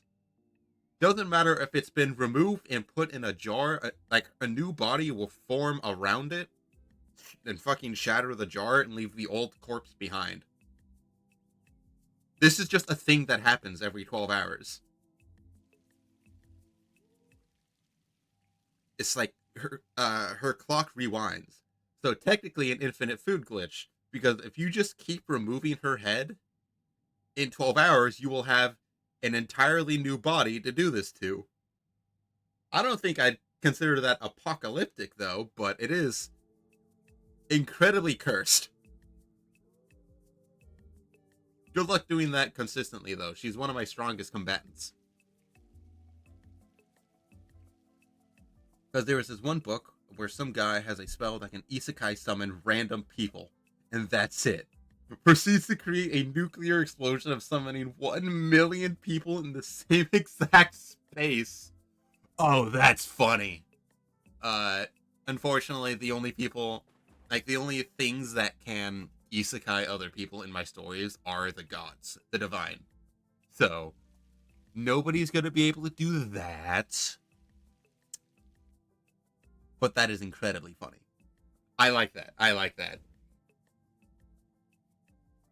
What, did he just steal everybody from like the Nagasaki bombings? Because I assume they need to die before before he can summon them. Oh, he was the big bad. Oh, that's good.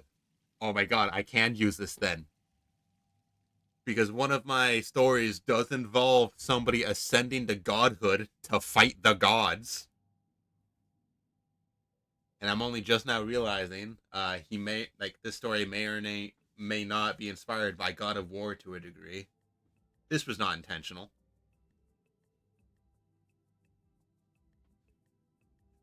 That's incredibly funny. I like that. I really like that.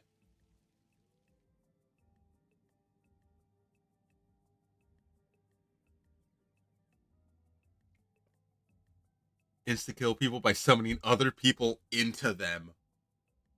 Oh, I mean, I do have a character that can like. Okay, so I have a demon character. Uh, they go by Rift.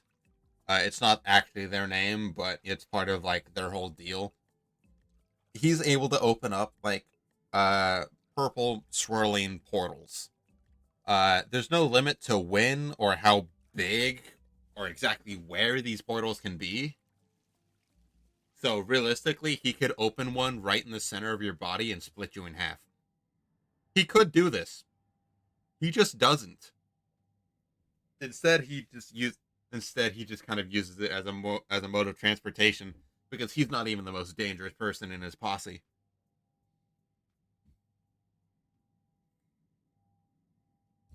Okay, what other fuck shit do my characters get up to?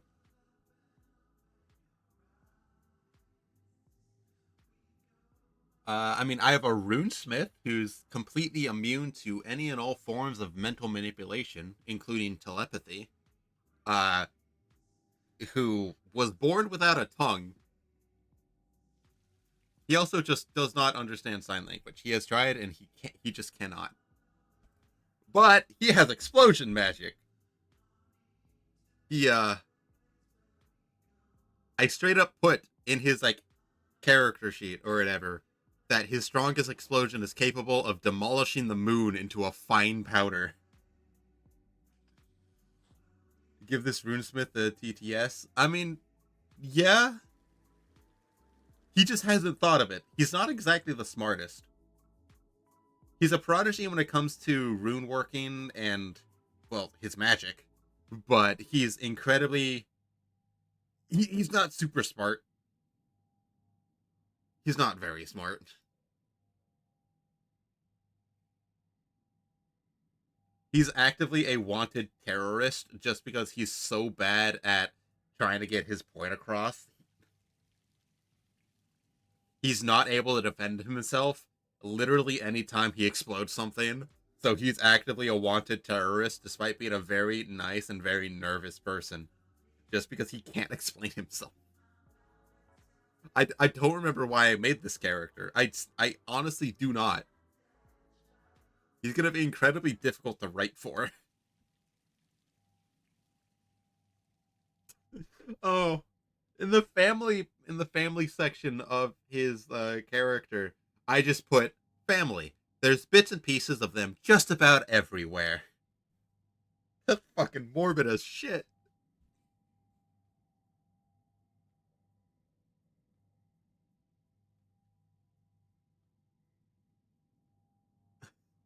That is incredibly silly. Yeah, I'll close that.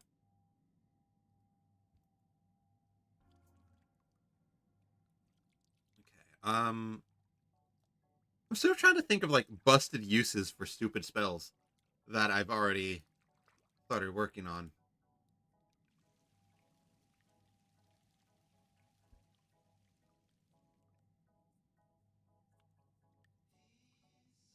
Um, I have a character who's able to slowly degrade the senses of people around them. Like in about 5 minutes, you can go from uh in 5 minutes she can completely destroy your sense of sight, uh, sight, hearing. I think I specified smell as well. I don't know why I did that one. Yeah, she can essentially just shut off your senses. Uh, she has ties to the black market and acts as kind of a miracle worker since she can also restore the senses.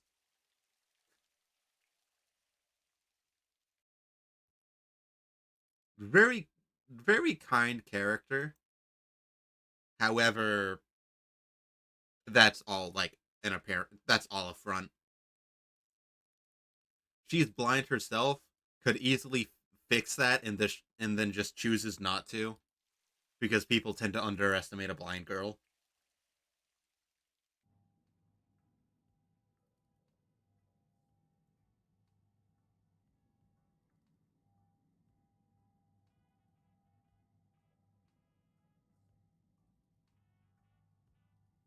And I know damn well I have other nonsense.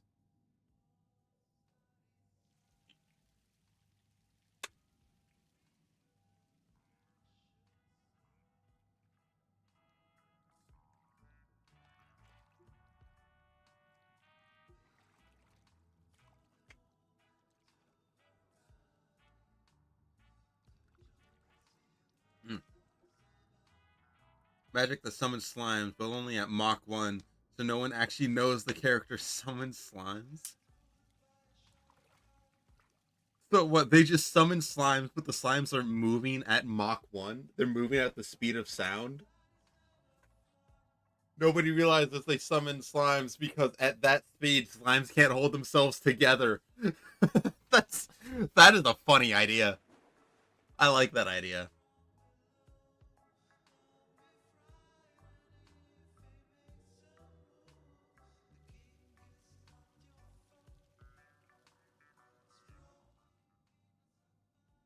Okay. I have I have a character that's constantly okay, so his specialty is like conjuration magic, but he doesn't have like complete control over it. So he's pushed it in a way that like he's constantly surrounded by like falling golden petals, and like it gives him kind of an ethereal look, and he has a very uh he has a very refined appearance, but at any point he could just decide to launch them at you.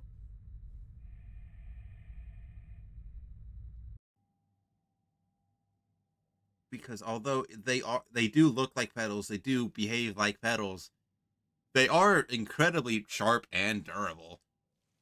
He will actively shred you with flower petals.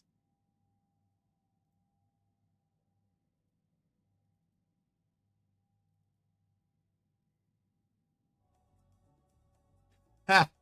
Oh, I have a character named Gellius Sutton. Uh, he is okay. He is an acid mage.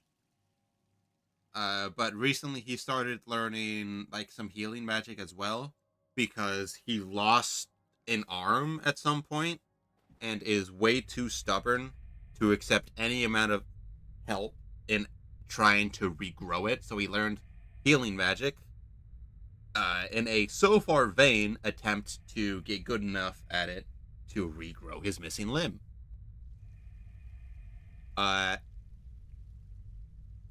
During his practice with healing magic, he developed a way to mix them both. Essentially, he can just like he will mix them both into like a blob of skin melting acid that also heals back. Yes, you do want to see this, man. It'll like actively heal it back, but not do anything about the pain. So, what? What the fuck? No, you're not throwing pocket opium. No pocket opium. No.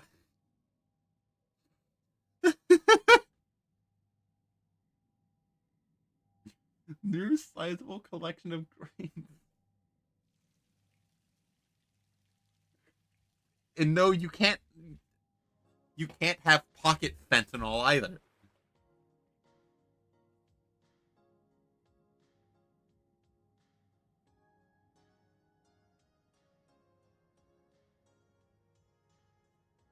I completely lost my train of thought. Gel. Yeah. As a form of interrogation, he will throw and he'll like splash a mixture of flesh melting acid and like rapidly repairing healing magic onto your face. He calls the ability gentle persuasion.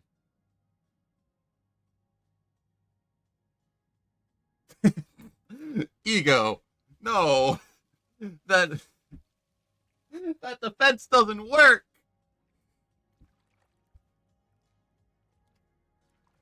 But the fact that it's like connected to the nearest sizable amount of grain is incredibly funny because that means he could throw literally anything.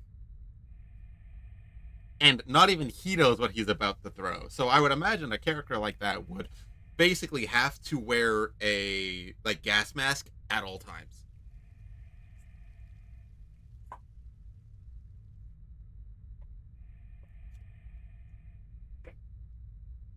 Like, but of course, as is the case with anybody wearing a gas mask, throws a handful of black pepper, throws like a fistful of salt in someone's eyes. That's such a stupid ability. That would be useless against. Well, okay, it'd be useful against the majority of people. Not even crushed black peppers, just straight black peppers. Imagine he just throws like a clove of garlic randomly.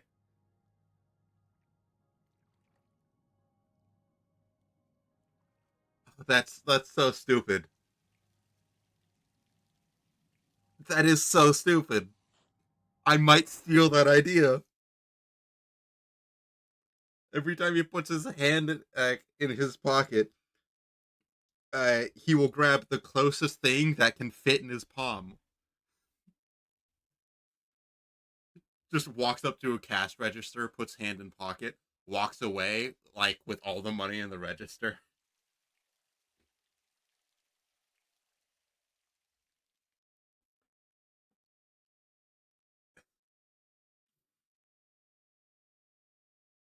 Dude, that's so dumb. Or like he's at a bar and he just randomly throws ice cubes at someone.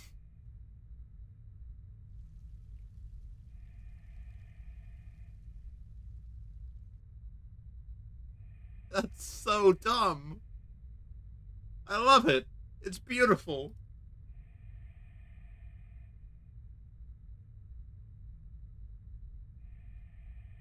Anyway, speaking of dumb ideas, uh I have a character.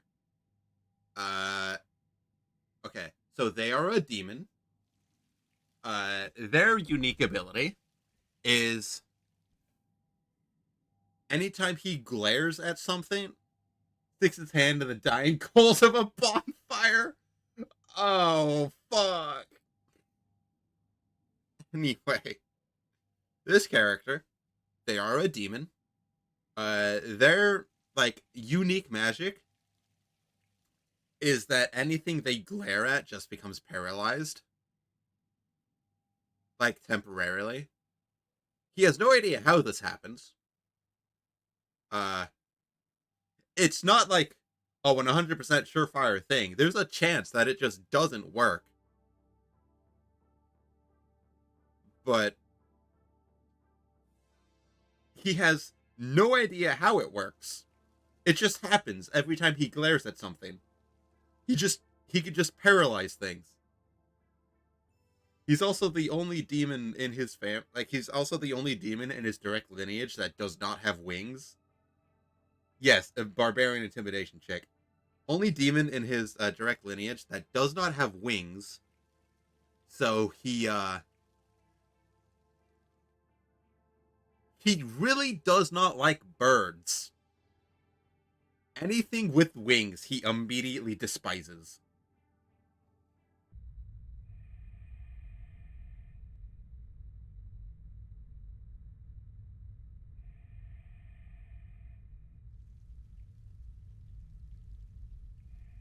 Do you remember that Skittles ad? Midas curse but candy? I do, yes.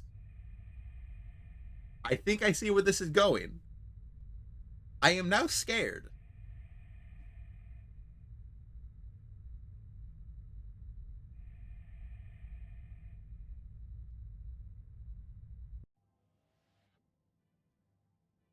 Yeah, this fucking guy. I forgot how stupid some of my characters are. Like, all because he does not have wings. He hates everything with wings with a burning passion. Oh, he's such a jealous bitch. He's definitely an envy demon. There's no shot he like his domain isn't envy. Skilled siege breaker. Are you implying that the fucking Skittles Midas touch would be able to just walk up to a wall and break it down by turning it into Skittles?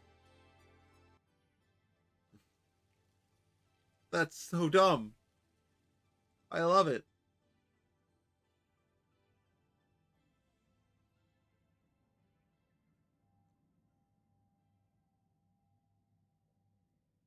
That's so dumb.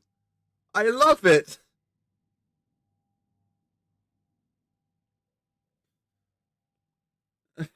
Because who would expect uh, who would expect somebody with out of control like transmutation magic to just touch a wall and turn it into Skittles? How do you set up precautions for that? For precautions to work, you need to expect them. There's no one size fit all warding spell. You can't protect against everything. How do you protect from someone turning your walls into Skittles?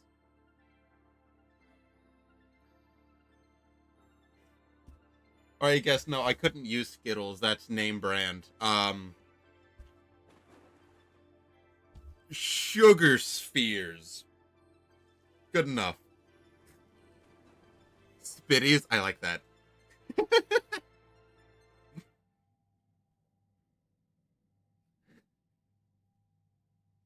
Oh, I come up with oh so much stupid shit. And then we have to have him interact with somebody who actively has the touch of Midas. Because then it's yo, bro, hi, coffee. How you doing, coffee?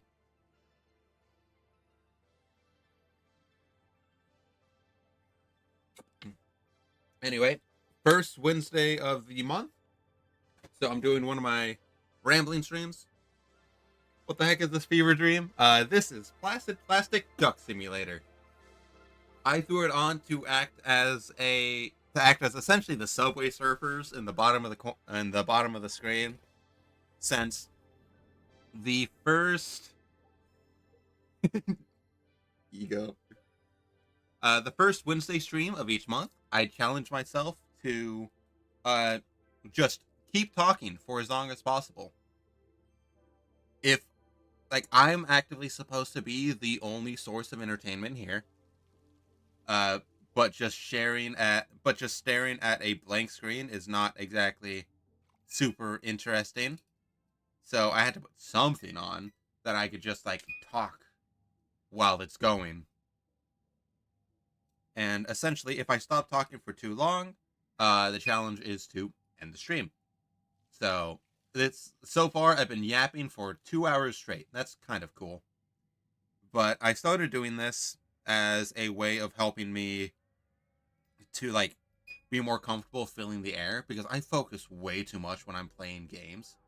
Oh yeah, no, like the first time I did this, I I yapped for like 12 hours straight while playing Viscera Cleanup Detail. Yeah. So it's just to get me more confident in like filling the space with my own words. What do you mean infinite handkerchief? Yeah, no, that's exactly why I did it. Because I focus way too much when I'm playing games. I'm way too comfortable in silence myself. I should turn my light on. But yeah, so I more or less use it as like as an excuse to talk about the stories I've been writing as well. Yeah, no, I know what you mean by the infinite handkerchief, but like that's so stupid. That's so stupid. Like just what an infinite trail of Skittles piling out of this poor person's pocket. It's so stupid. Yeah, so I'm starved to death.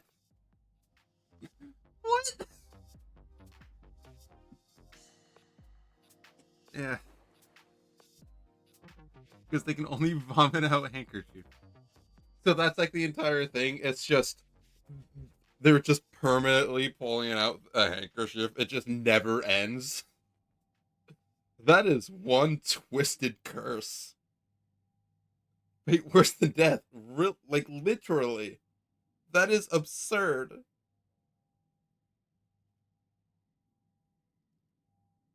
Yeah, like, the main reason that the main way I've been filling the air is by just talking about my stories and my characters. Are the ducks named? I am able to name them. I can go to the collection and name them whatever I want. Like, I can do fucking fireman, a fireman. And now, if I can spot him somewhere,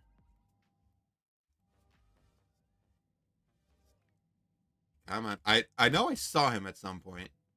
Matroska doll, fireman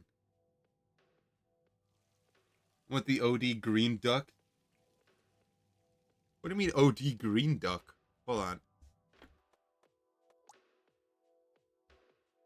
Are are you talking about the like alien duck? Sure, you could be the coffee colonist. Right beside that, oh, the moss duck. Got the cannabis duck. It's cannabis now, I guess. I will change your name back to Narpy. And you are now the weed duck. No, like, I think it's supposed to be moss. I do believe it's supposed to be moss, but like, you said the.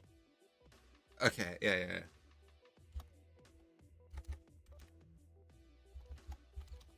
By the way, some of them are able to like set things on fire. This one has a knife. Like, hold on. There's even more. There's so many more. This one turns into whatever duck it touches.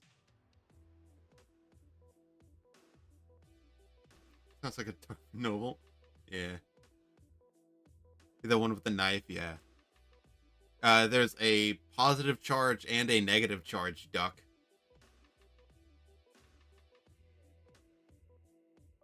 This one is censored. I don't know. This duck is a ship in a bottle. We have Matryoshka dolls. Fucking gladiator.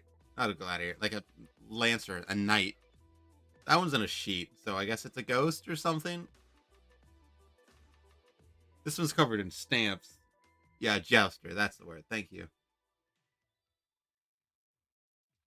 That one has pizza on it. How many ducks? This one has a comically large boxing glove. That one is just actually an arcade machine. The graffiti duck. It draws on any duck it bounces into. That one's wireframe. That one is a duck made of balloon animal. It's a balloon animal, rubber ducky. That one is a bomb. That's just a bomb.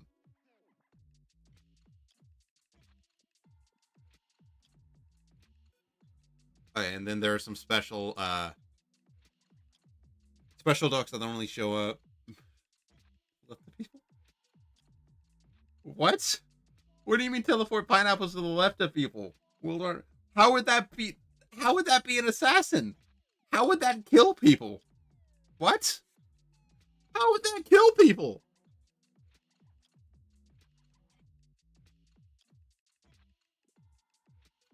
I'm so confused. What do you mean?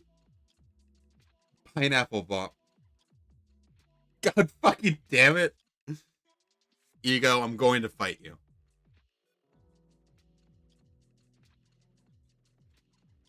C4 and a pineapple. I thought you were making a reference to like to the pineapple bomb from like Bloons Tower Defense. Okay. I was looking for a certain duck. It seems like I just passed over it. Oh, this clown duck sprays water. That's kind of funny.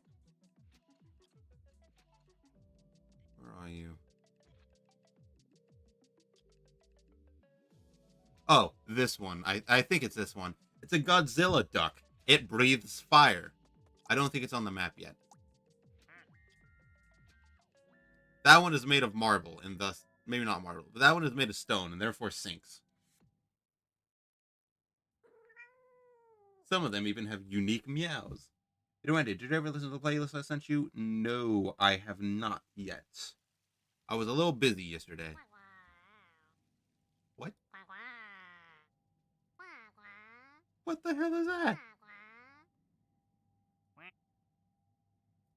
It's that one's made of wood. Oh, that's cute. It doesn't quack. That one's like pool tile. Ship in a bottle, I guess. Polka dot. Tesla duck. Get that bitch out the water. It's like a luchador. That one's just purple. It's purple. Right. The kiss duck.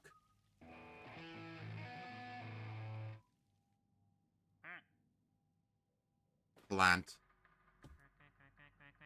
Jaws.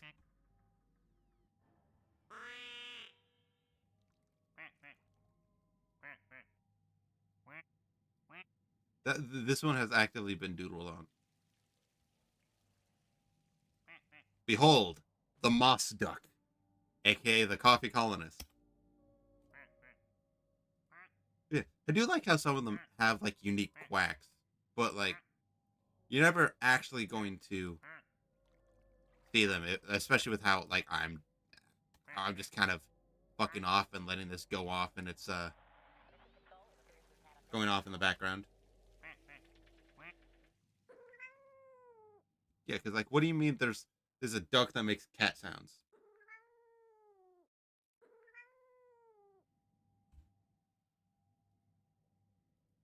Okay, so I do know that there's a space station. There it is. There's a nerd stuck in here. Look at this nerd. Anyway, completely lost my train of thought. What were we talking about? I got distracted by the ducks. Golem exclusively made out of gravestones that can manipulate gravestones. A rogue that disarms traps in ancient mausoleums. You see, that's not even a bad idea. Like, I have a zombie character that like the entire point of his being is that he is an experiment to see if zombies uh through like your typical zombie. Yeah, a mausoleum is a big gravestone. I picked up on that. But yeah, like zombies are like a lot of the time there are zombies in my stories in certain areas. They are a threat at some point, but like a lot of the time they end up being contained to that area, because plot development. The folks at Central Point is very big on allowing the plot to happen. It's a canon event. You just can't get outside help, is all. You deal with it yourself. Yeah, as an experiment to see if they might eventually be able to integrate back into society, someone decided to steal a zombie, slap an explosive collar on it. God damn it, Ego. Yeah, slap an explosive collar on it, and send it to go integrate into society.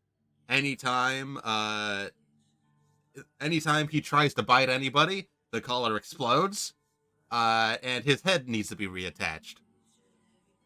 But he doesn't die because he's already dead. He gets his shit blown smooth off, and then just gets reassembled and sent back out to try again. He is actively a part of the pirate crew, at least temporarily.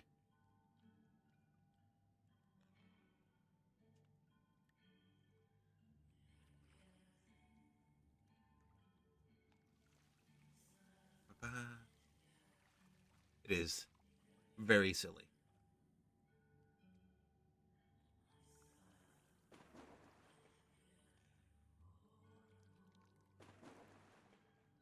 God, when I was younger, zombie with the no, he has teeth. He does need to eat.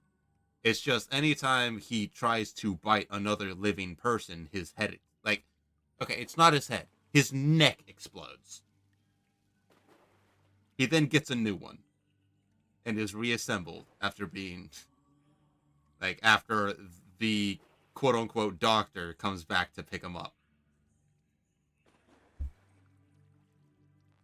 Because like if he doesn't have like if he's unable to eat things, then he's not able to you know, live, even if he's in a state of undeath.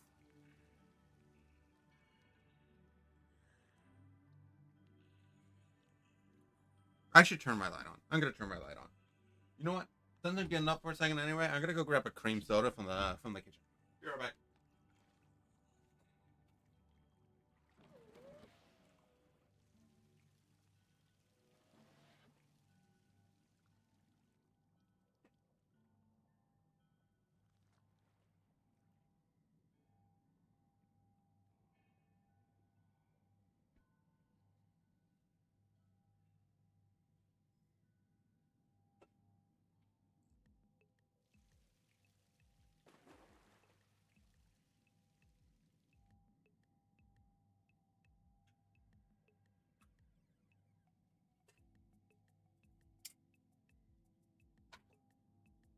I also forgot to give my cat her wet food for the day, so I also did that while I was up. But hello.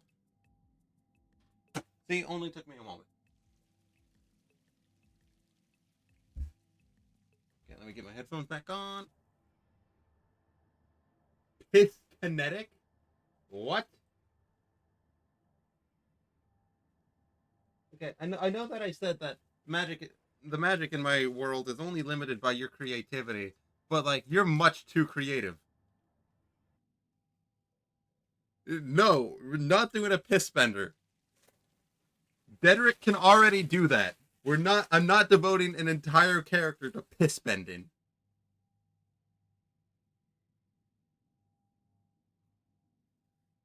A member of the pirate crew can already use any of his bodily fluids to kill somebody. I don't need a dedicated piss bender. No, that is not happening.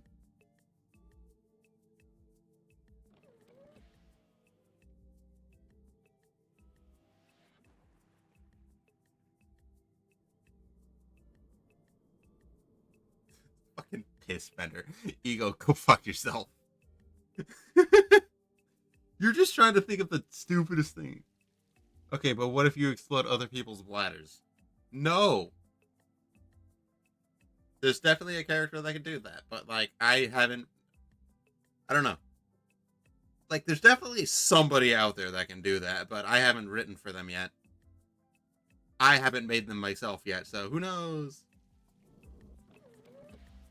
I would rather have the fucking plague doctor rip out their bladder and then install a new one. Like I'm not I'm not going to explode. I'm not going to write out somebody's bladder being popped like a balloon, okay? I'm not that malicious.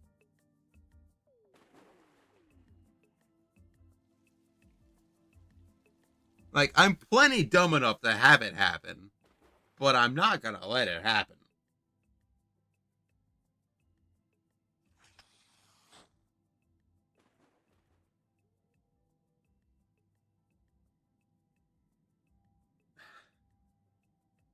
Anyway, what other stupid ideas have you come up with? Oh, I also would like to say it is specifically these streams that I make sure I save and upload to my YouTube channel. So all of this is being put on the internet forever.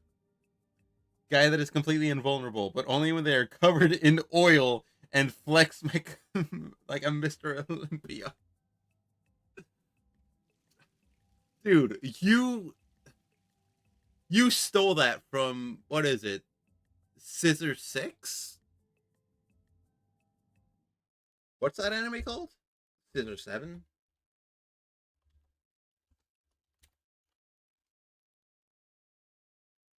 Yeah, Scissor 7.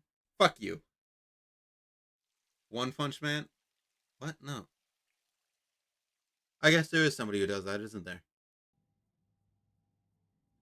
Yeah, no. So in an anime called Scissor 7, there's an entire like dojo that teaches people like perfect defense or whatever, and that's essentially what they do. They just become invulnerable except for one little weak point depending on the level of their total defense. Yeah, and they like train as bodyguards. They're specifically bodyguards. It's from what I've seen, Scissor 7 is incredibly silly. I haven't actually watched it myself yet. It's on Netflix. Neat. I did want to. I then just didn't.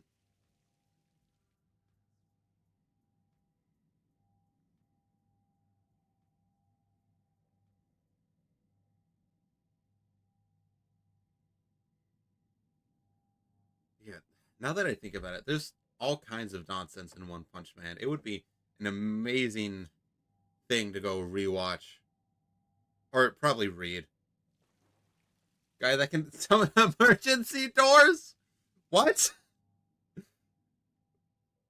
Bro, fucking I need that power so I can leave any function at any point. I don't need to try to find a door. I could just whoop. It's so stupid.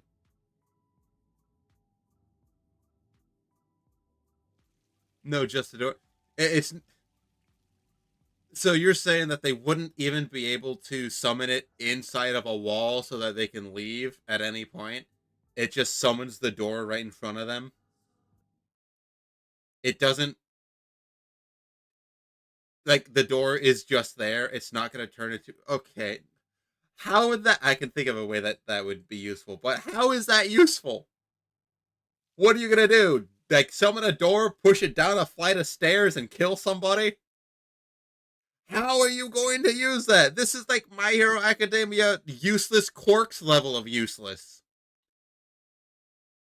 Shield. I mean, I guess you could use it as a shield. 100% a character who could just summon emergency doors would like call themselves a door bender. I guess that's fair.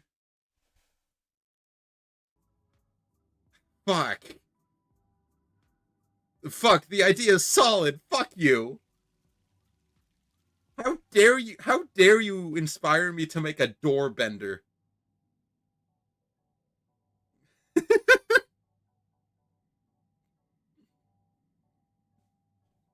Like specifically an emergency door bender.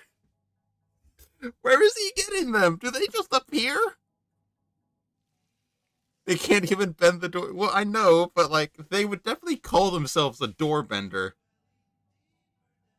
You know what? It depends entirely on how it's summoned. Like, do they do like the rise up motion and a door like rises out of the floor, or like seemingly rises out of the floor, or is it just suddenly there? Like, we have to talk the logistics of door bending real quick.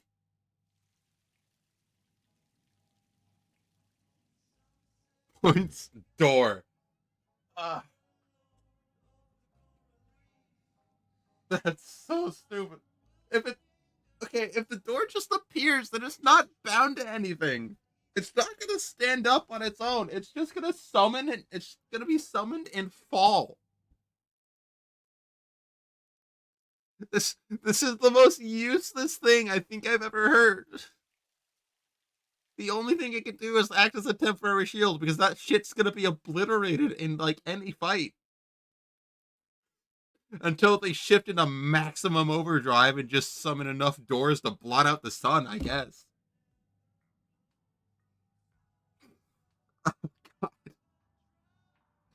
We're flying through the use of summoning doors.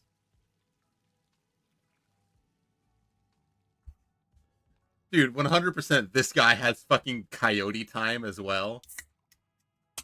So like anytime he's airborne for Anytime he's suddenly airborne for like a second, he's able to just jump again or whatever. He has cartoon logic, but only when but only when his doors are involved. So he's able to just sprint across chasms by summoning doors underneath him, and like his fucking Y level doesn't lower at all. He just runs straight and drops doors into the castle. This is so stupid. This is so stupid, Ego. Why have you cursed me with this? Why must you curse me so?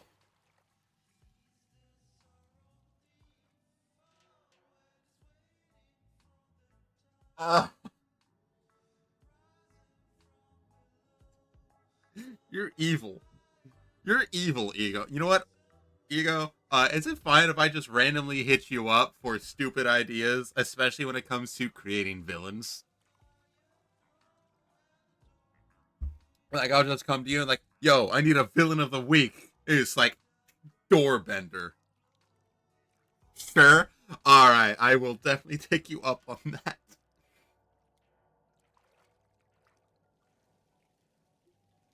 Just, I need a stupid villain of the week. What you got? Fucking piss bender.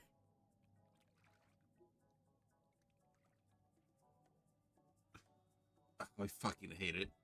I fucking hate it so much.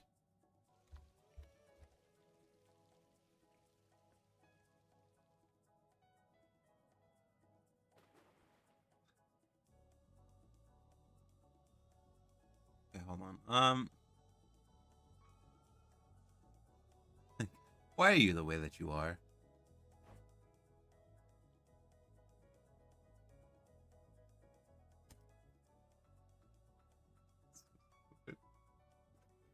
Uh, it was a mistake telling you specifically that magic is only limited by your creativity.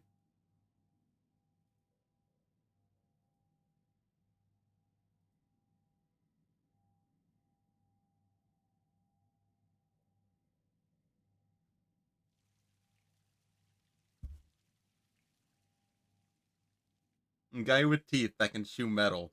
The gums are normal, so they get laceration. He can chew metal, but he can't digest it. What fucking use is that? The only I can think of is spitting metal shards at people. But even then, that would absolutely fuck up your mouth. All he'd be able to do is, I don't know, like rip metal out of the wall, tunnel through metal walls with his teeth. Oh my god. He's the door he's the door bender's worst nightmare. A bank vault tunneler? I mean, you're right.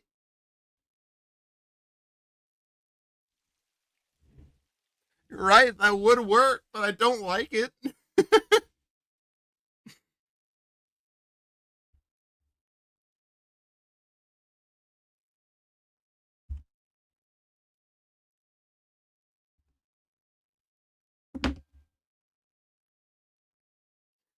So stupid.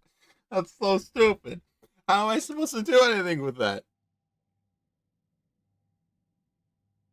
He can specifically only his teeth can go through metal. Oh, what, dude? I'm gonna have him take a bite out of your phone. Okay, your computer's no more. I'm sending him after it.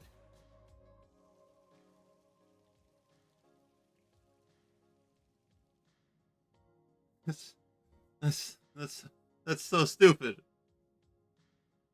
That's so fucking stupid.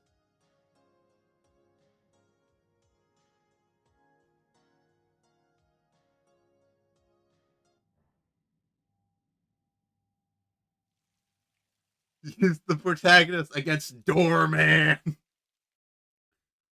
You know what? No, the Doormancer's name is Dorian.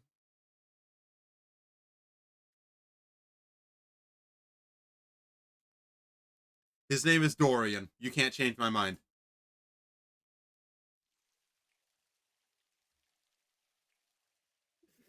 You can't. You'll never get to me. Dormammu of Come to Park. Uh,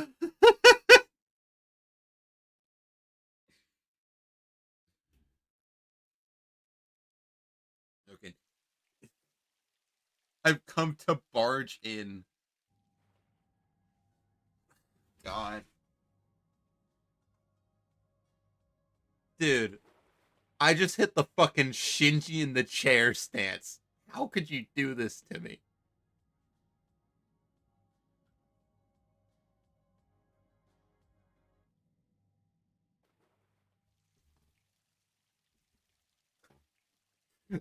How dare you make me hit the fucking Shinji, dude?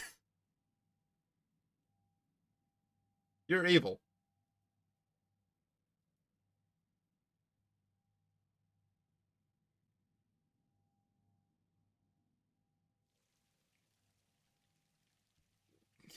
Ego, I'm going to fight you.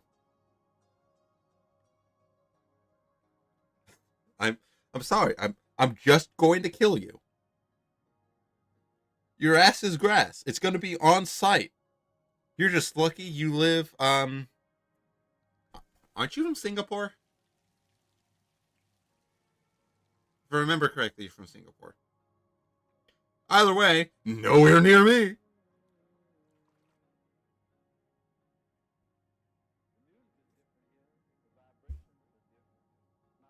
Now that I think about it, I haven't tuned into Zek's streams at all recently.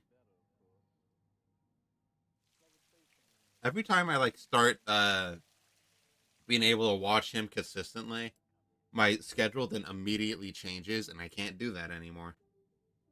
Very annoying.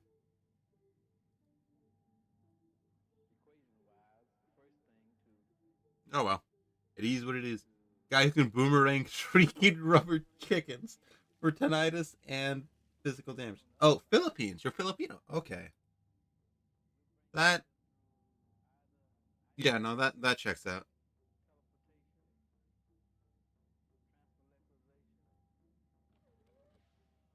That checks out. That checks out.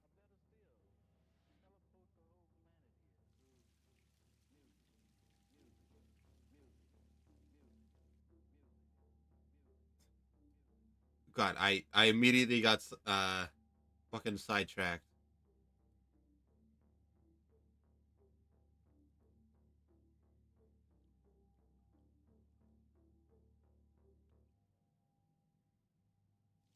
I then go back to being sidetracked.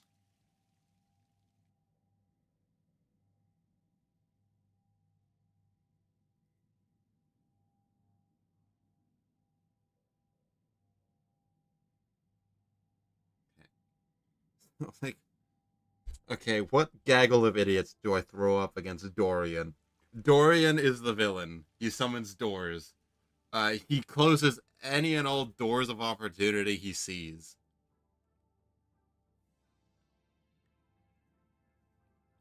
So, of course, the man who can chew through metal, I guess. What, do I throw the piss bender at him?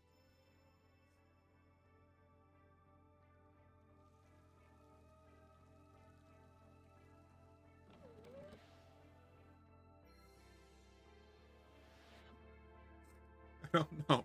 I don't know.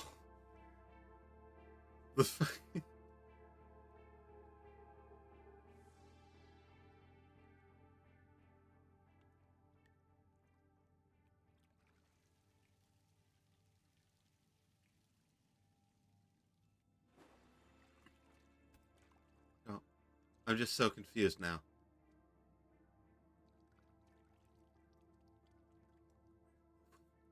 Okay, I guess it's just time to think of as many stupid abilities as I can.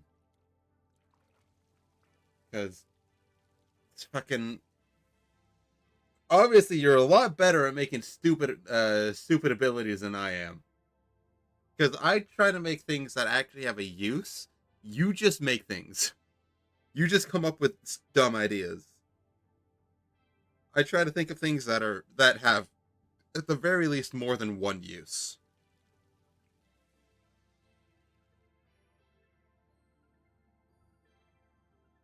It's like, what else are you gonna guy that can pull other people into a dance battle with an objective panel of judges? Totally not the gods for real. Don't worry about it. And the loser gets water drop torture for 15 days. Oh God. I. Why are the gods presiding over this? I'm stealing that. You know, no, I'm stealing that. That's a champion, the champion of the god of like the god of the arts, I guess, because dancing is an art. That is most definitely an art. The god of arts sponsors this one person who's able to drag anybody into a dance battle.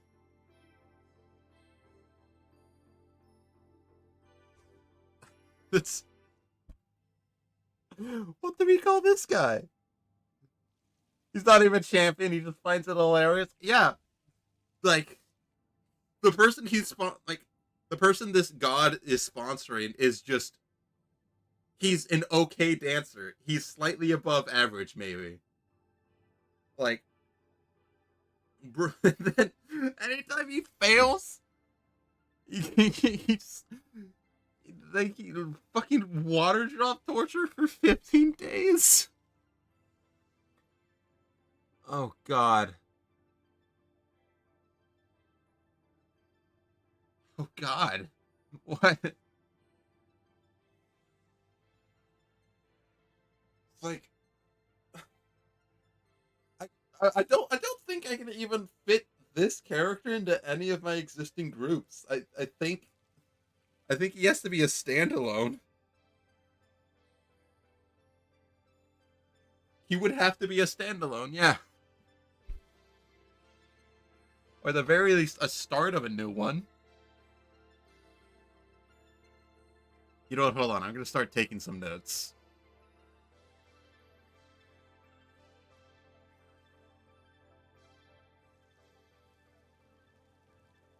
My drive. Duende stories.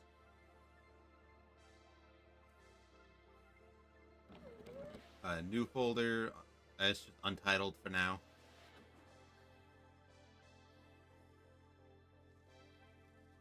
Great share. Complete with a disembodied live band.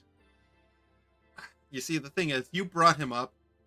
Like you gave me this idea, and then I immediately thought of like my character of Decibel, considering he constantly has music playing around him.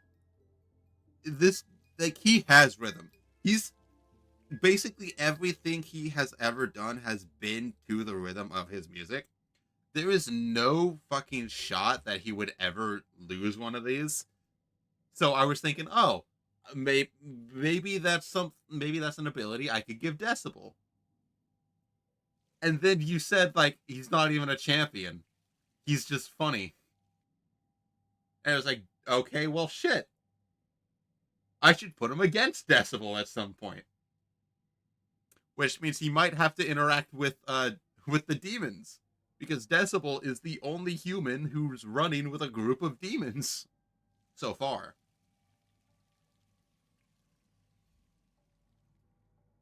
Okay, hold on. Let me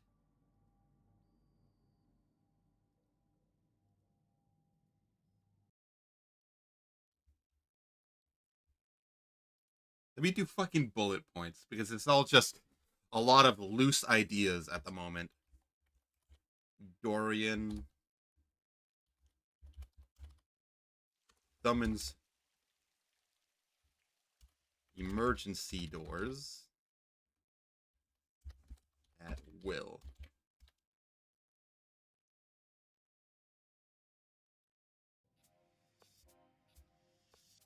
I guess fucking piss bender, sure. I'm adding piss guy that can randomize people's ages. So a chronomancer, a fucking time mage, sure, fucking sure.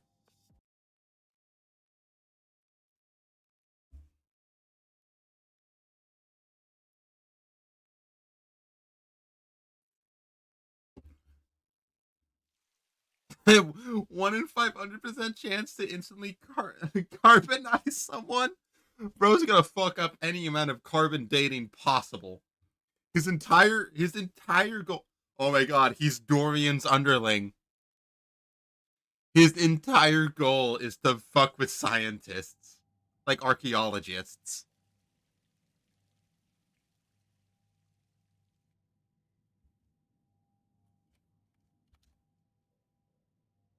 Chronomancer,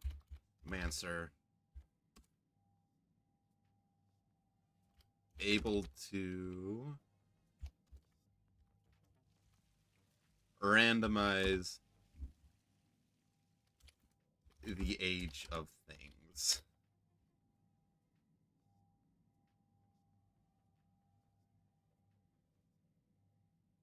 I mean, I'm gonna play with the idea. They could also accidentally revitalize someone. Yeah, because it's random. Oh my god, he's sponsored. No, wait, he's chosen of the god of chance.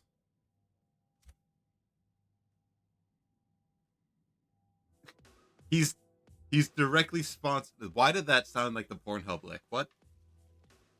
He's directly sponsored by the fucking god of chance, the god of randomness. Those are the 100 people. Well, okay, so if it's randomizing ages, it would have to be in relation to their like that group of people's average lifespan. So for a human, it could be anywhere from like 1 to 100. For say a kitsune who inherently live up to like 1,000 years old, it would be anywhere between 1 and 1,000. So then, how would that work with people who are immortal and have lived long past what their uh, biological age should allow? Because despite kitsune in my stories having a lifespan of about 1,000 years, I do have characters that are I do have kitsune that are much older than that because of a curse that was placed on them. They instantly die? But that would go against the rules of the curse. Because specifically in this case, the curse is it was given to them by another god. So like, or at least a god was used to bestow this curse. So it'd be a divine power against another divine power. Which, considering she was cursed by a god of war, the god of war would probably win. You know? So would it randomize their age based off their biological average, like what 1 to 1,000, or would it be their potential age?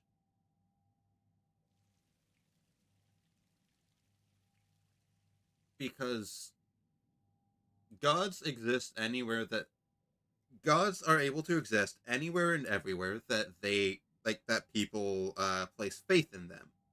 A god knows when their faith dies out because they can no longer see that far into the future. So would the god of chance just randomize her age depending on like 1 to whatever her maximum age is, or as far forward as he's able to see?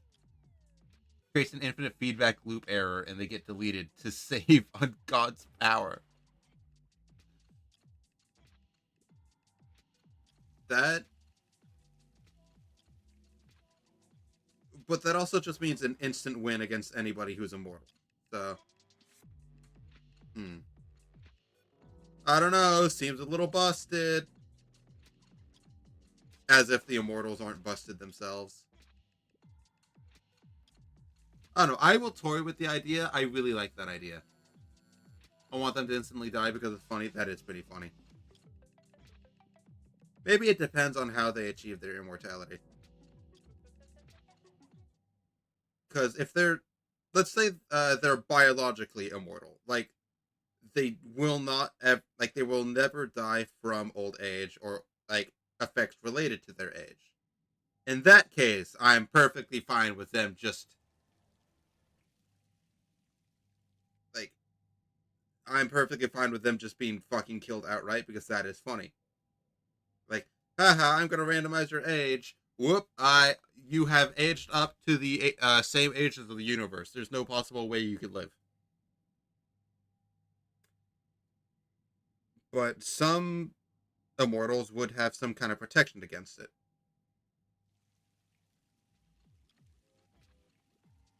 Yeah, no, I like this idea.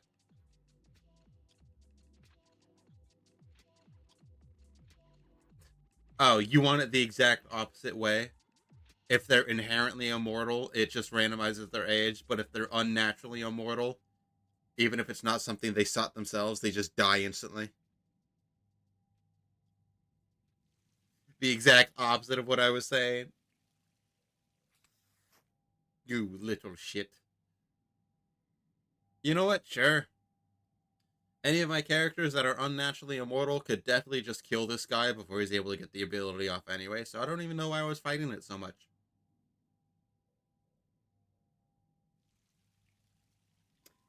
Or at the very least would be able to like is like still within how long their lifespan should normally be. Because surprise, surprise, immortals are very strong. Who would have guessed?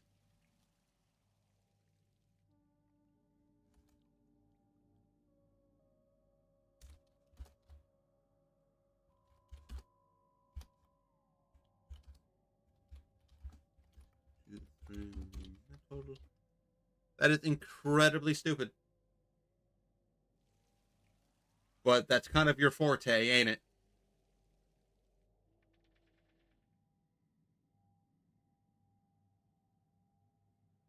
What other nonsense could I?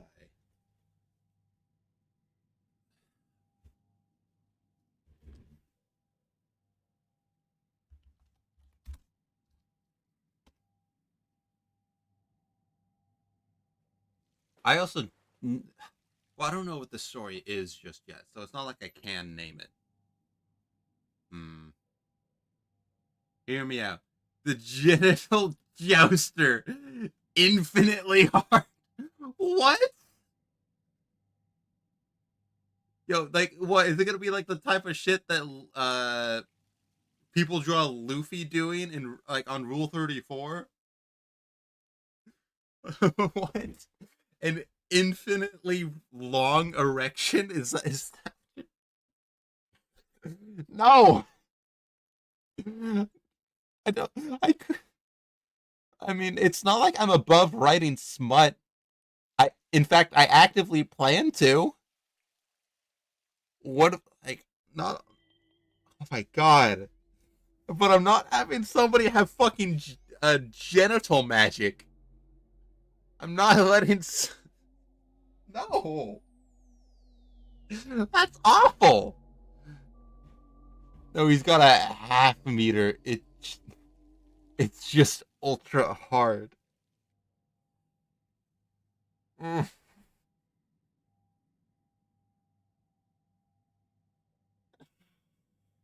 I don't. I don't like you.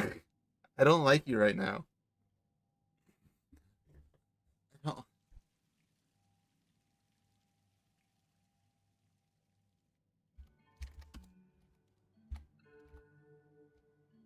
I don't, I don't like you right now. A fucking half a meter long dick that's like has to use a horse to joust at people with his schlong. No, I'm not. I'm not doing that. No, you can't make me. What is wrong with you? Seek therapy.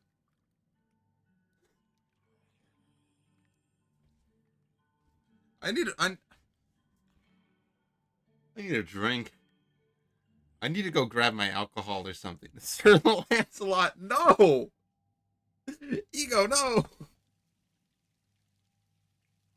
This is so stupid.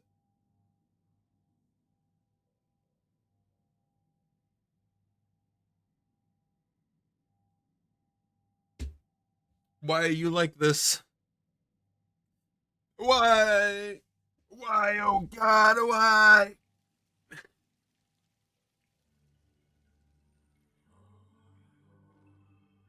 Uh,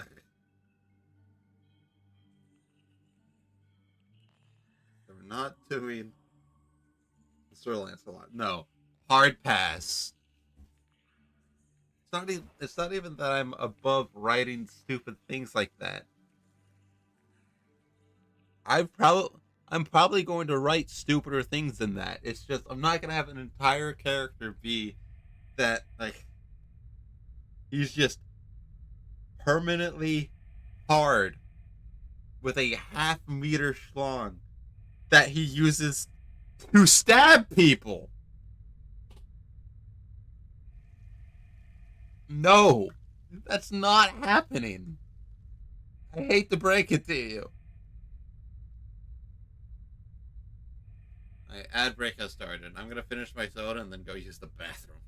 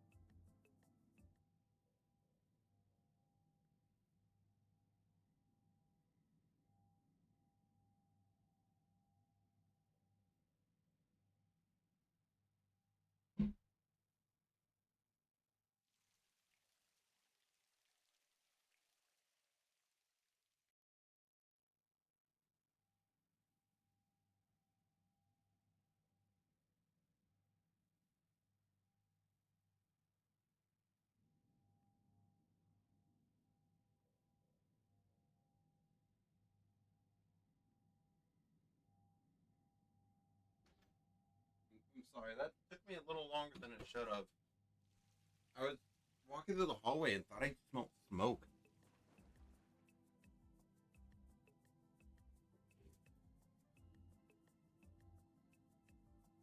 Ego, what?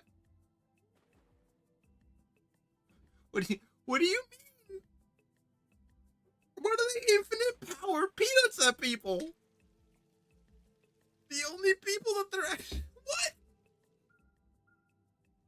What are you talking about? Fucking peanut friction to beam people.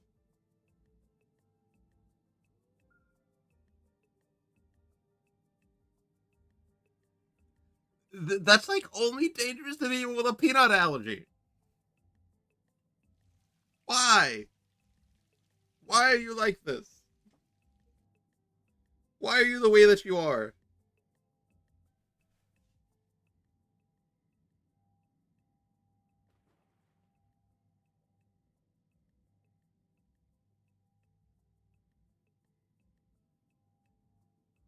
Like, no.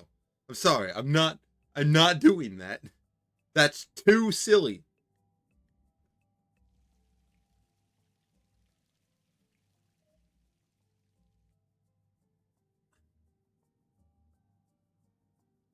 It's just too silly.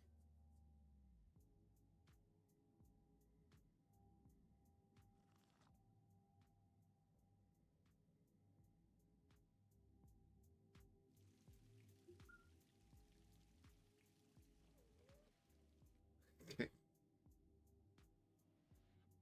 God.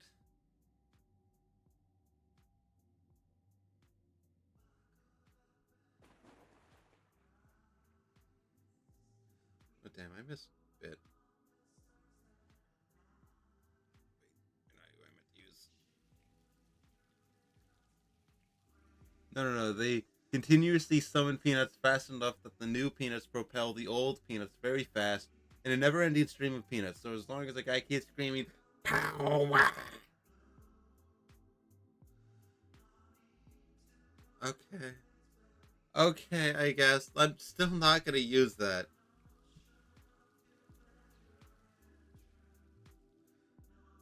I'm not. Just no. I'm sorry. No. Hard no. Hard pass.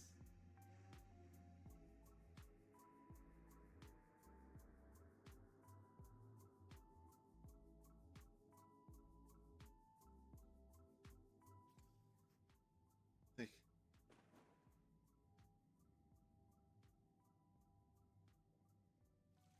okay. Piccolo clothes beam guy. He, he summons copies of Piccolo's clothes. No, no. I'm not gonna. I'm not gonna infinite power shoot beams at people. No, that's not happening.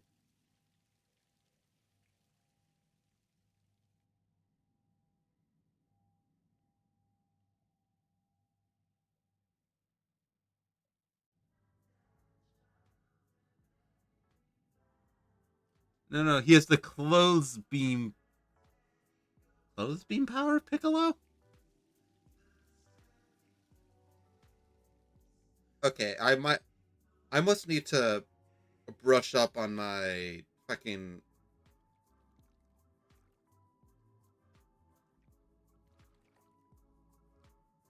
I must need to brush up on my Dragon Ball Z lore. I have no clue what you're talking about.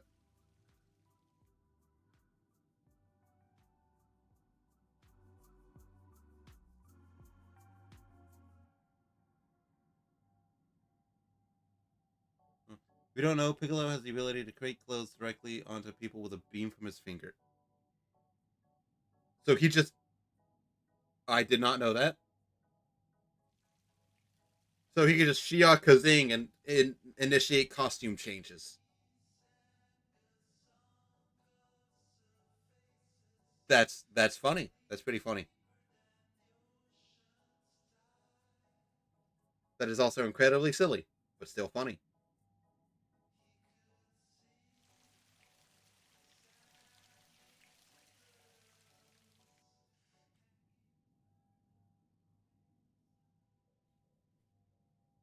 Clothes beaming someone with a striped jacket. Yeah, I'd imagine if this were to work, it would have to be like they can't forcibly reposition somebody. It's just it appears on them, which means a straight jacket wouldn't work. But you might be able to just magic some weighted clothes onto people, maybe.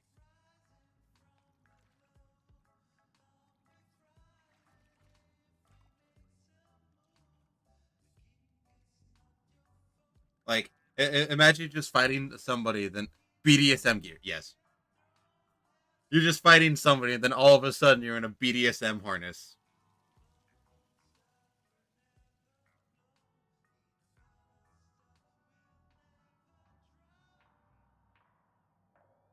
No, I'm sorry. I don't think I'm doing that.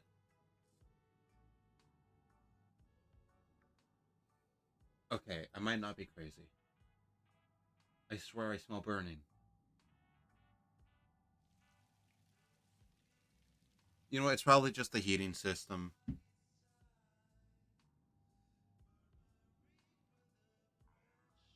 I'm sure it's fine.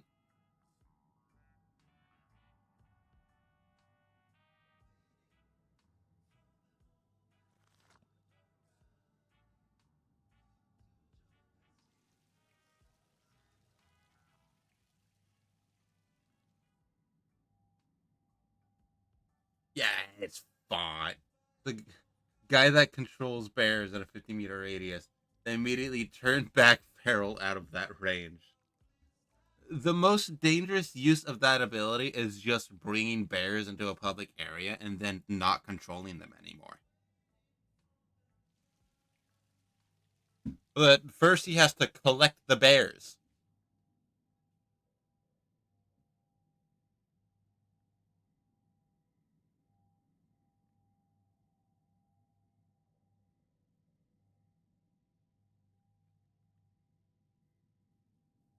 Well, I just zoned out. And that's why it's funny. Where will you get that many bears? From a zoo, probably.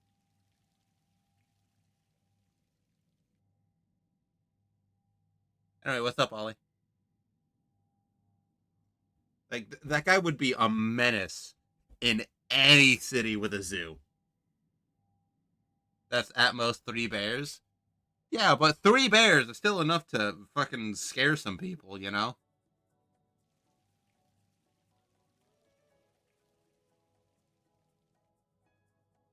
Unless we pair them up with a druid.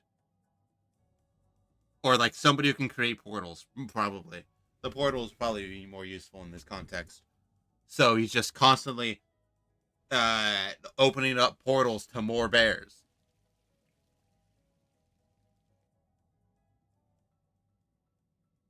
What?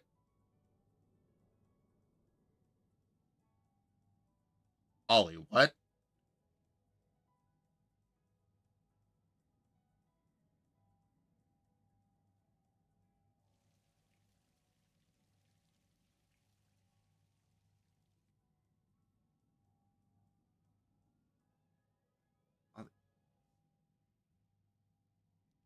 What?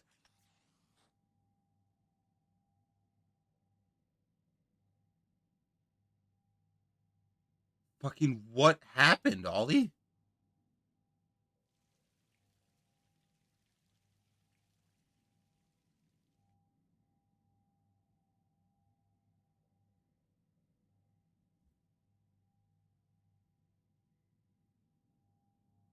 What? I don't know.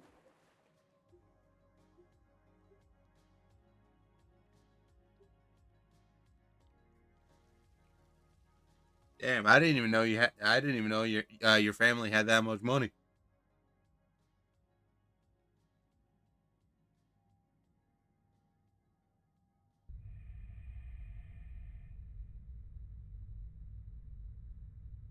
In the bank yet. That's well. Clearly, it wasn't you guys who used all of that. So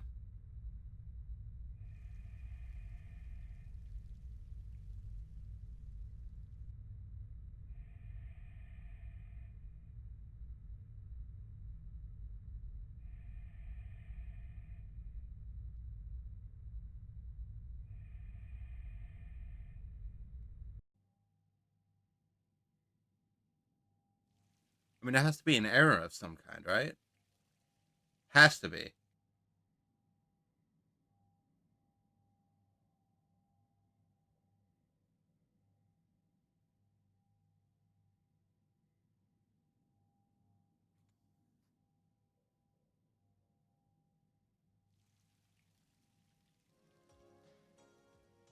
That is like a wild thing to just suddenly kick kick down my door and say.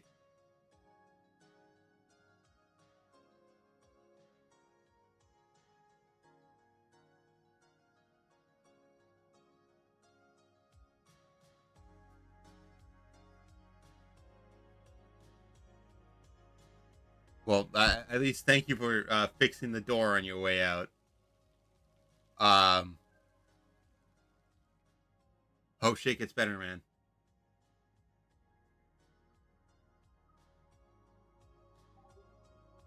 Blah blah. What? What the fuck?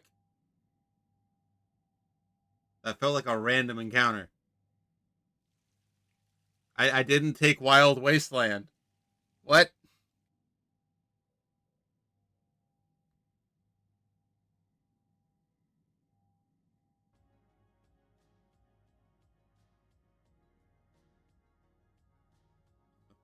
I'm so confused. I summoned Blue Eyes. Blue Eyes, White Dorian.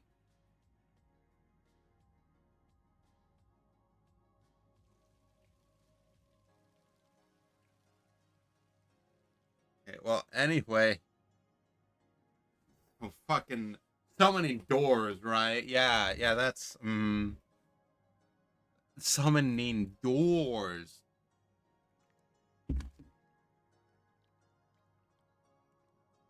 This, this all started with someone who could just summon doors. You know what? I bet you Dorian could fix my door.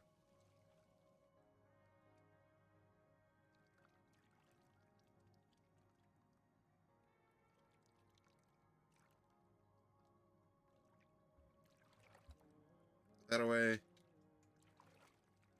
I don't. I don't know. I don't know. I genuinely lost my train of thought. That was such like an out of the blue thing.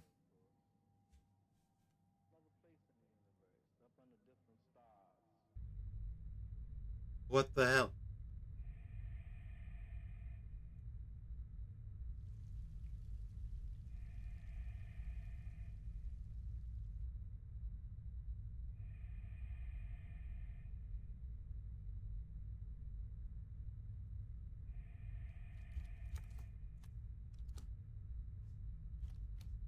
Okay, well, anyway,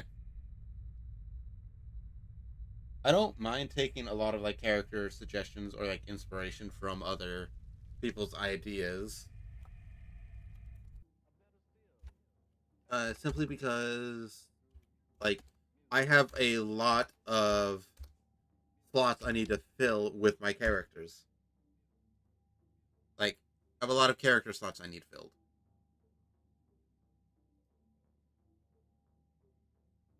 The like in the pirate crew alone, it's like 30 like 40 people to run that ship because it's like a six cannon ship.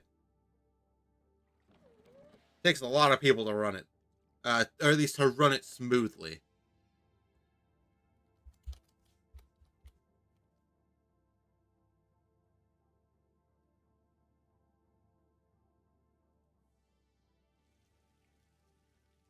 Sorry, taking a moment to do something.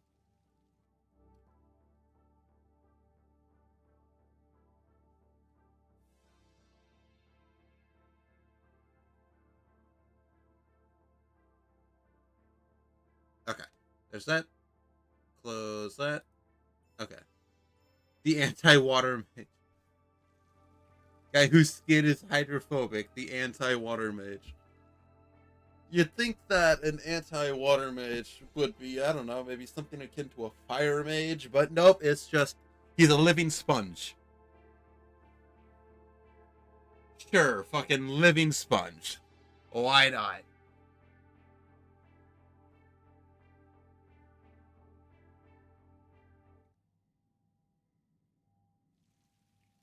Ooh, wait, I have some candy here I can be snacking on.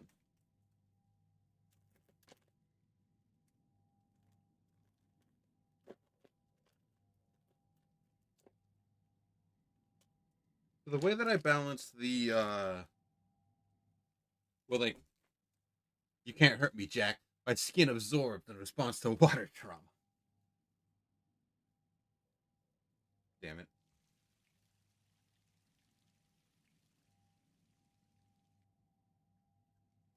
Yeah, the way that I balanced my uh like the first mate, that water mage, is by like he needs to be able to see the water to be able to control it.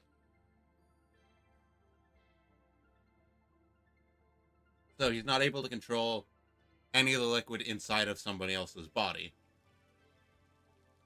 If he cannot see it, he cannot move it. But with an anti-water mage, like a water absorbent mage, I guess, the it would have to be, well, I guess water touches him and it's destroyed. But is it just destroyed or is it stored?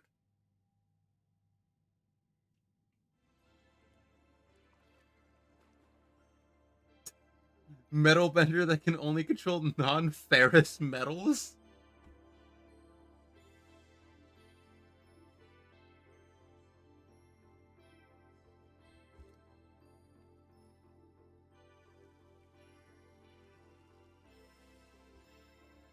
Hold on, let me just. So just eat rips the calcium out of your bones. Oh no, absolutely not. Once again, it would have to be a like just to keep it balanced at least a little bit. It would have to be he has to be able to see it, or at least to begin with. He could, however, um, rip a plane out of the sky because aluminum is non-ferrous.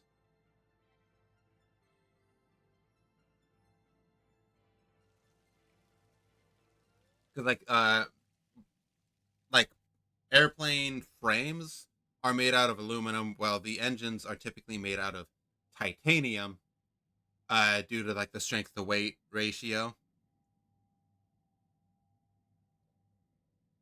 Oh wait, yeah, I didn't even think about it. The fucking metal bender with the Midas touch guy. That is a solid team comp, honestly.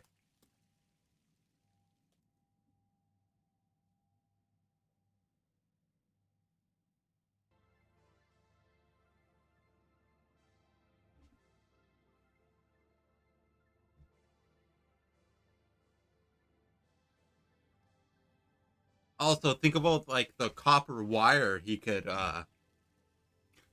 he could find and sell.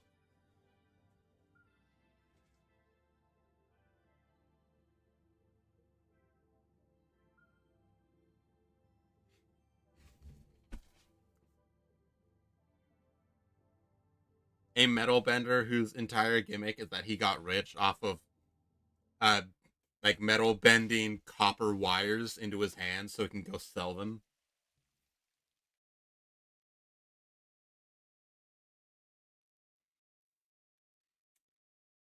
It's so stupid.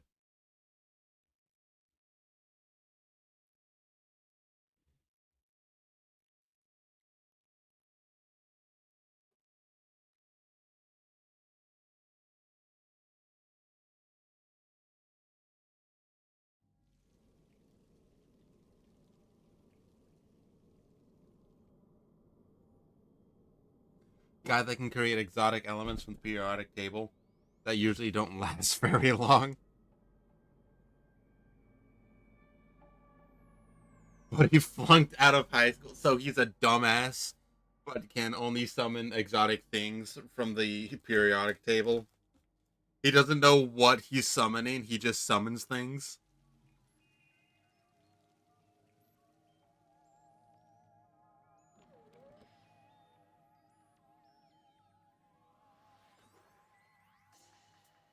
That's stupid. You're funny, but stupid. Is a man after my own heart, I'm afraid. Fistful of Californium. Oh god, we're going back to this guy. Okay, let me look up what Californium is.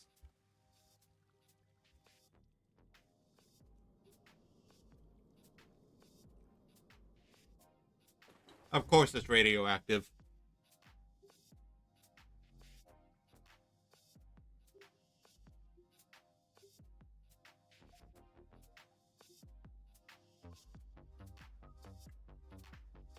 Okay.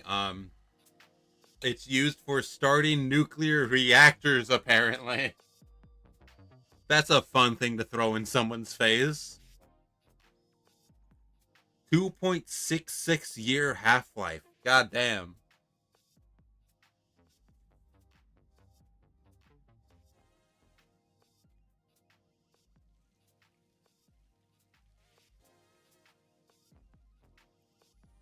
Dude, if he could just summon this shit, he's rich. Because Californium can cost up to $27 million per gram due to how difficult it is to make. It can be used to treat cancer?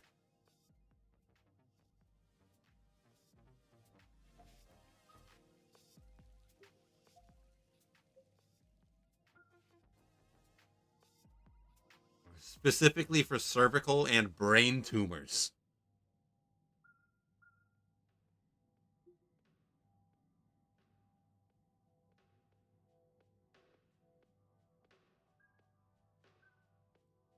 What?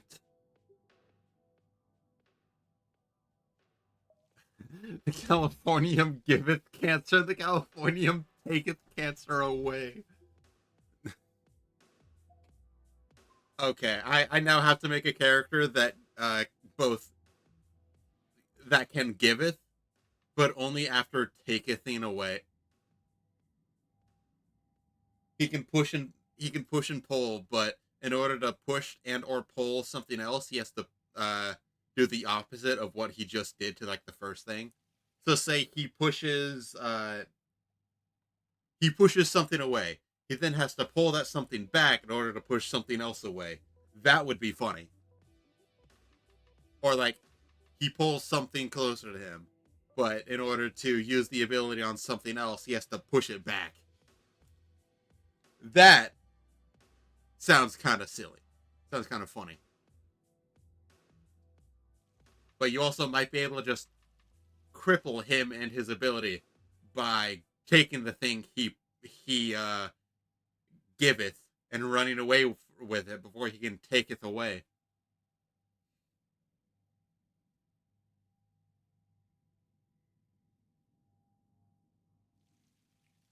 So stupid.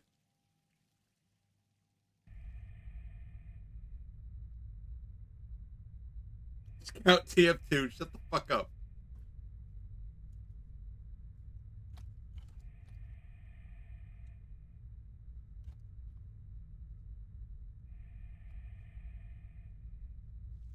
I'm adding this guy to my notes.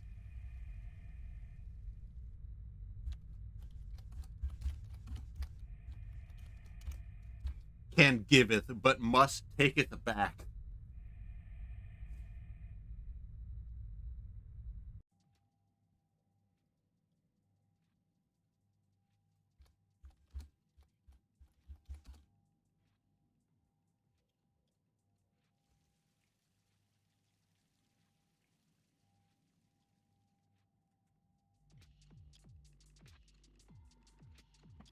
Duende, how big of a simulation would it be if the crew?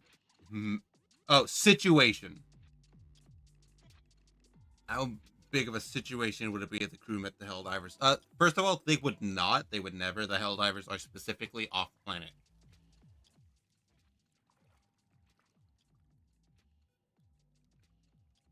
But I say it probably wouldn't be. It wouldn't be one. The legally distinct Helldivers would be way too focused on their mission, and if anything, it would be a problem for the other people. Because Thurles would 100% team up with them, even if temporarily, depending on their current mission.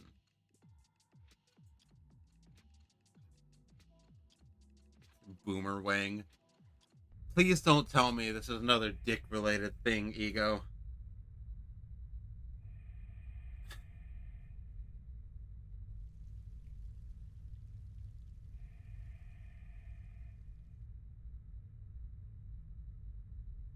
Please tell me if this isn't a guy with like a detachable dick boomerang.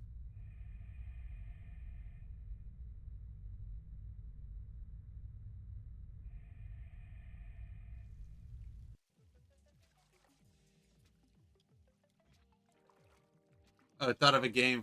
Thought of a name for that. Okay, okay. You know what? That's fair. That's fair. I was thinking of like calling him well, Job, considering the God giveth and God taketh away quote came from the book of Job in the Bible.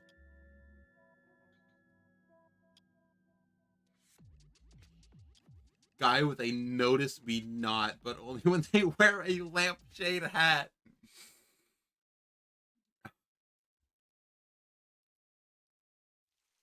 We now have the lamp. Indetectable while wearing a lampshade. I hope you're happy with yourself.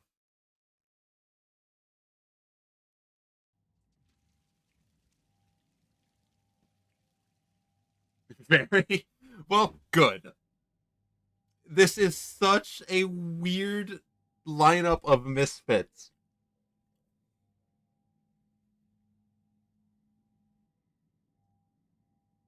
The most competent person here, like on this list, is the fucking Chronomancer. But his ability is entirely random.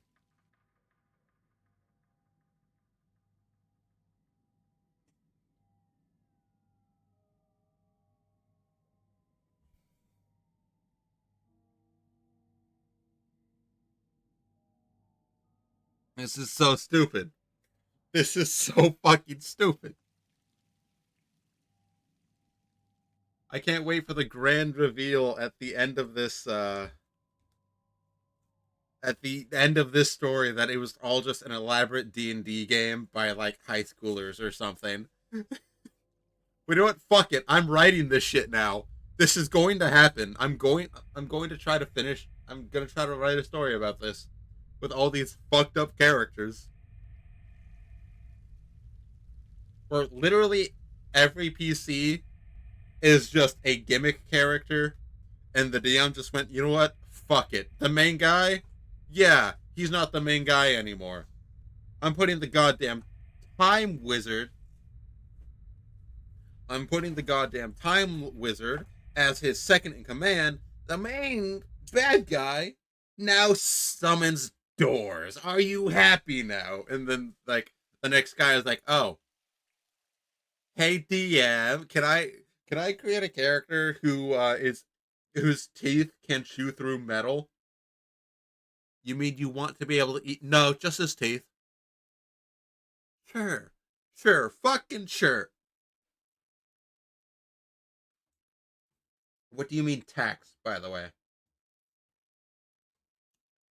Like actual money tax or like an actual tax on himself?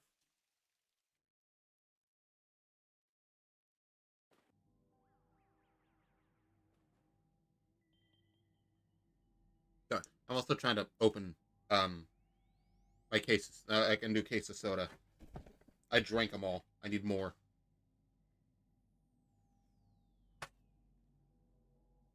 Like, is this guy just American or does it actually put like a tax on his body and or soul? It just actually takes his money. Fucking sure. You know what? I'll add that. Sure. Fucking sure.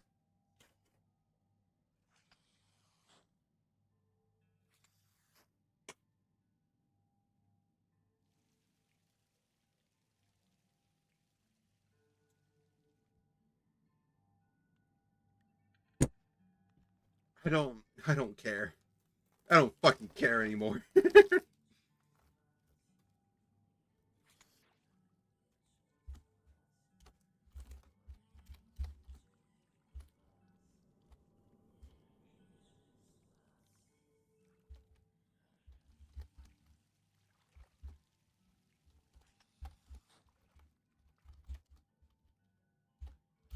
can create miracles at the cost of personal wealth. Go for it. He exists now. Yippee. What do you mean the ice cream mutant?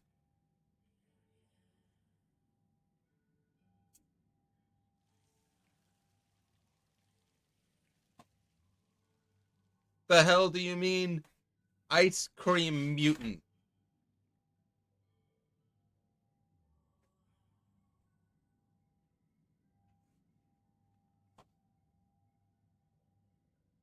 Google her soft serve. Okay, I guess I'm Googling her.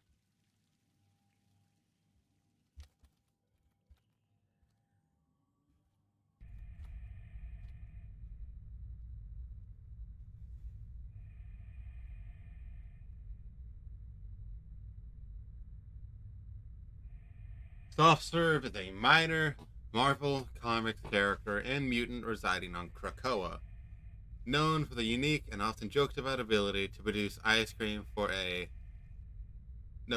a, shall we say, non-traditional location. Oh, gross. That is no, I'm not doing that. This is not happening.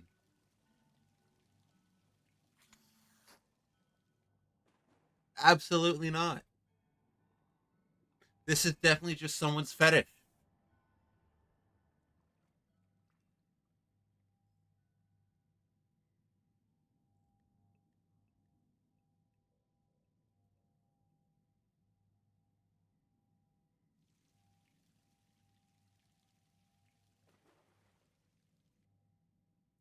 Absolutely fucking not. Why would anybody be proud of this ability? How can she say that she poops ice cream and smile about it?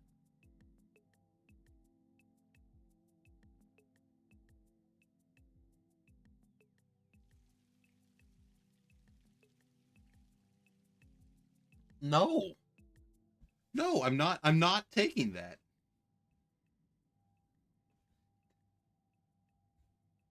I read the rest of the history. God.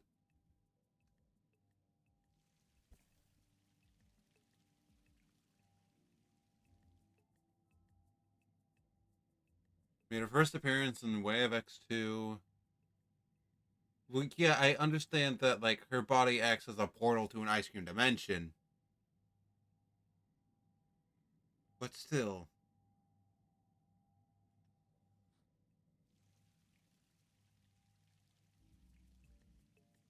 She's a big fan of the classic Marvel ice cream themed villain Ice Cream. You're on the wiki? Unfortunately.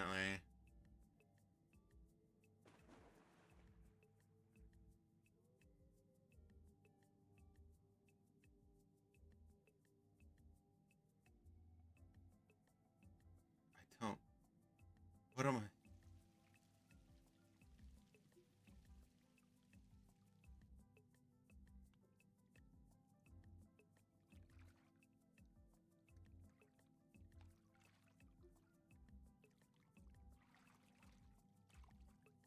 Someone has gone on record admitting to eating her ice cream and saying it was the best ice cream they had. Yeah, I saw.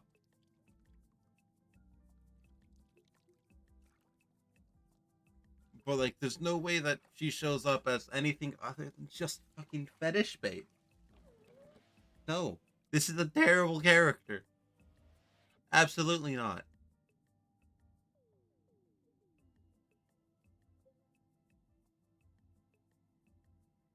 Fucking Forge was the one who admitted to liking her ice cream, saying it was the best that he's ever had.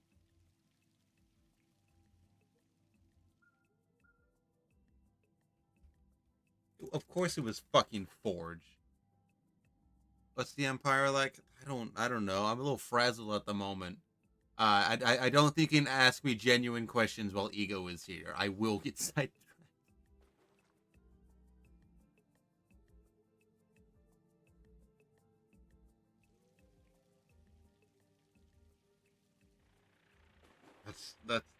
That's no. That is just simply a hard no, ego. What the fuck?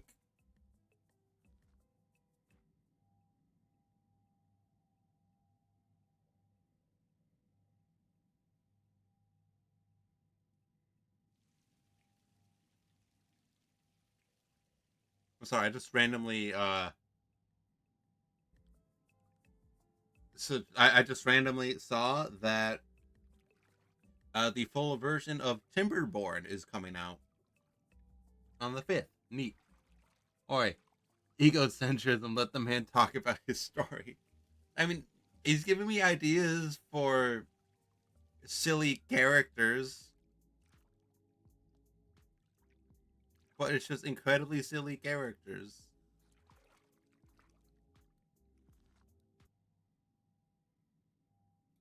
I don't get it. Ooh. Sorry, I surprise, I got distracted.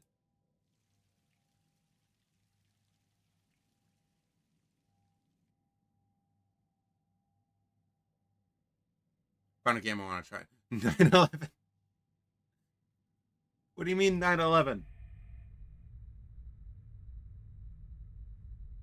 The guy who can blast people with first-person memories of the most recent global tragedy. Oh, that's what you mean 9/11.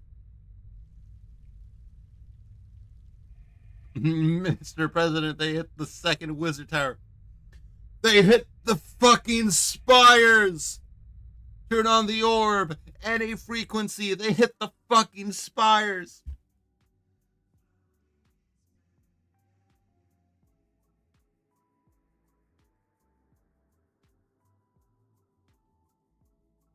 So I've just randomly stumbled across a game that I actually am going to put on my wish list because it looks pretty cool.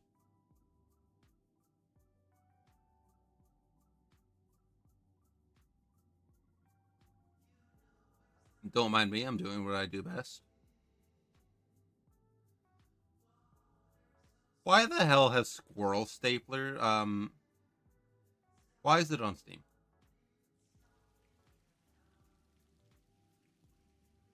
What? Okay, whatever you say.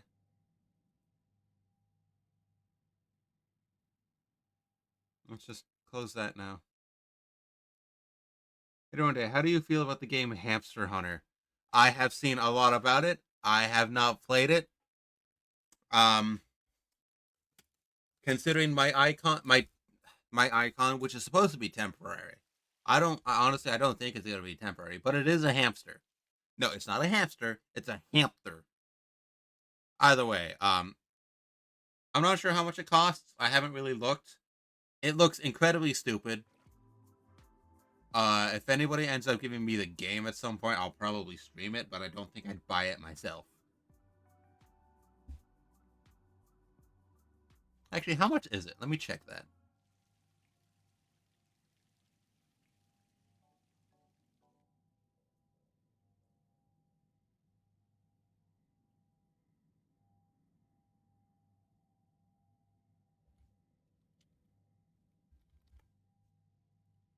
Oh, it is.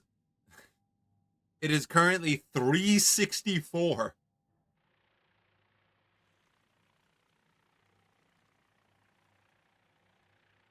Yeah, I like.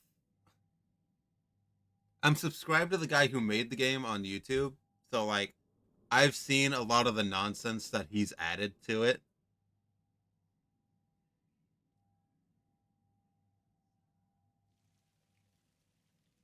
But oh my god,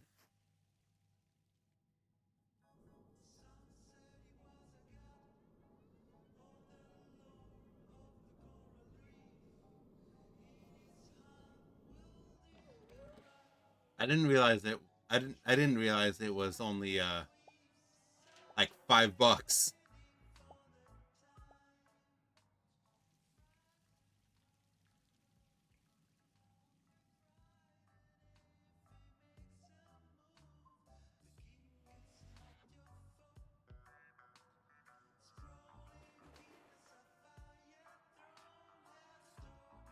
I might have to buy this.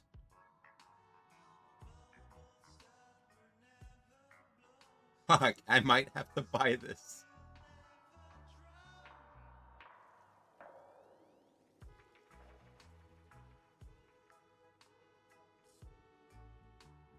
What do you mean? One of the reviews is saying they fucked the hamster to death.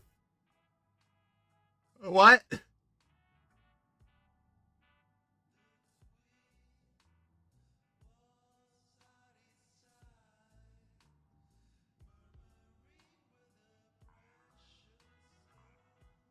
I'm now incredibly concerned.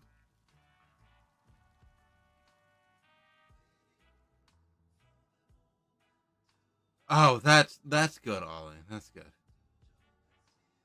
How you going to sleep? I mean, understandable. Seems like might have been pretty stressful.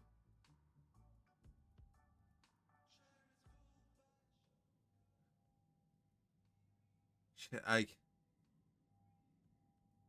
guess I'm buying Hamster Hunter.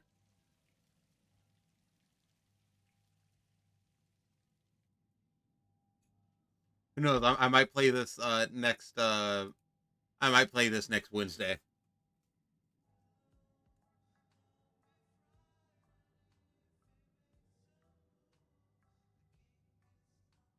Oh, I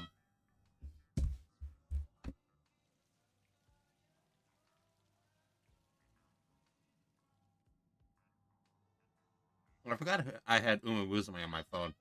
I went to check something, and then it's just Uma Musume.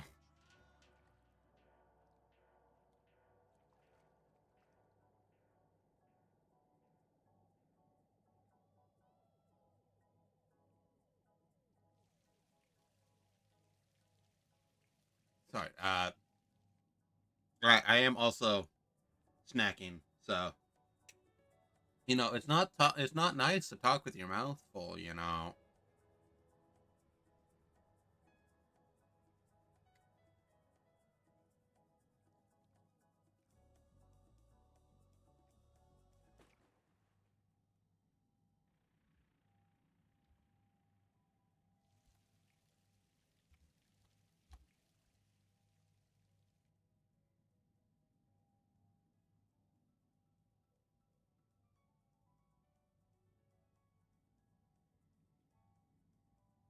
Guy that can summon characters from Battle Cats, but he has to pay them in pennies. No, dude, the Battle Cats are able to summon like literal gods or like titans. I would know. I played Battle Cats for a while.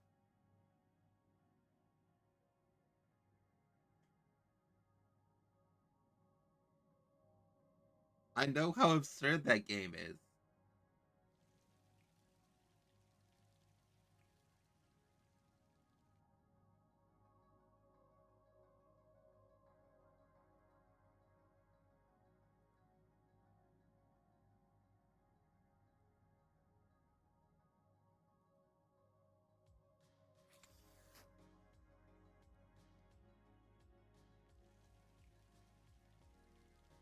Anyway, I now have Hamster Hunter, so that's cool. I'm gonna take a moment to go through my wish list, see if anything is on sale.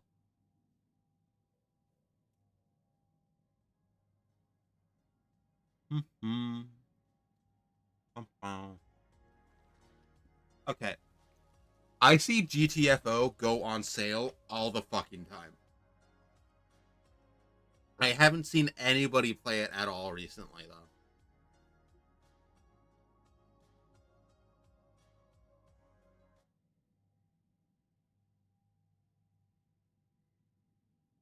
Space Marine 2 is down to $20 right now.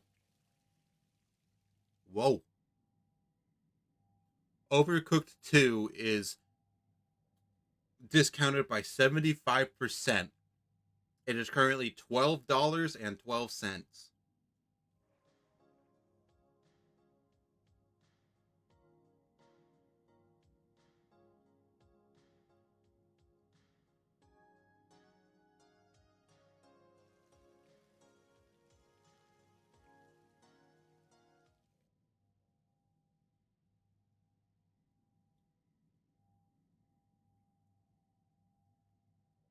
Why do I? Why are I have things on my wish list that are no longer available? What?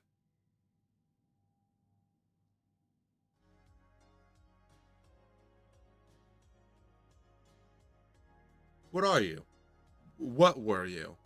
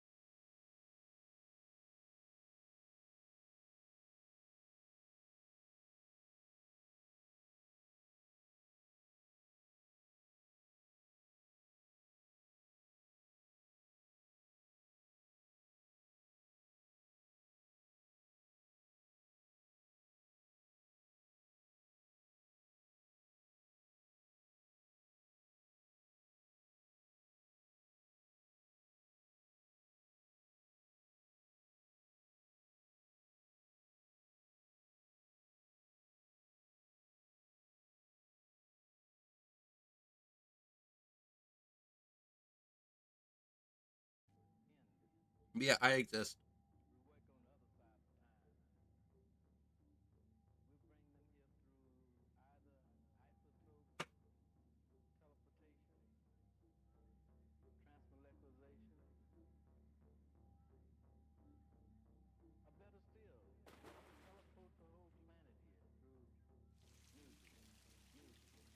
I wonder how long my internet had been at having issues though. That was very weird. There we go. There's the rest of them.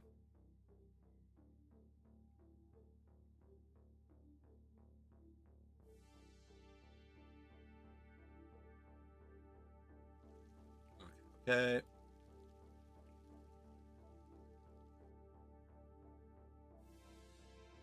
What? So I just randomly decided to open Twitter, and very very funny thing to be greeted by.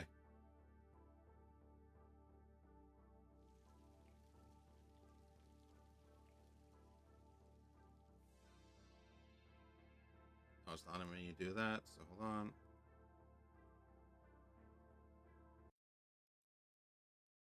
Oop. I mean, at least it went to a camera that there's actively a duck on. That's kind of cool.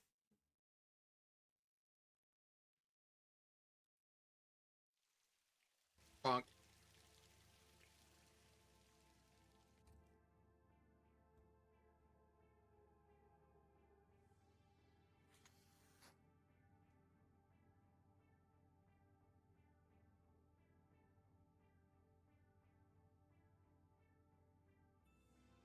Anyway,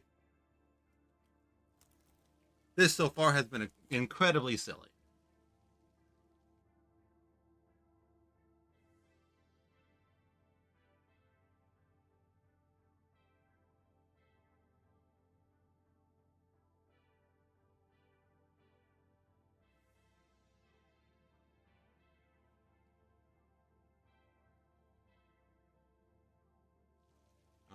Ba, ba. I'm pretty sure I've failed the challenge a few times already. I'm just still here. As you do. Never give in to the haters. Not that I am even big enough to have haters, but it is what it is. Figure of speech. Fuck you.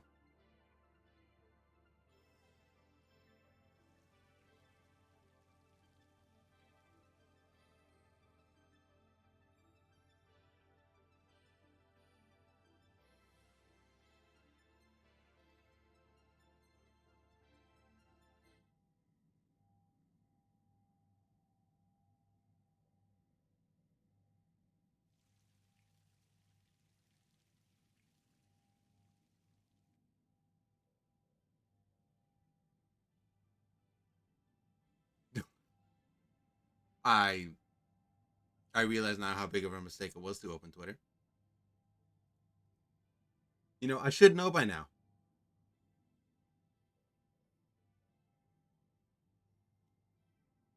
I cannot browse responsibly.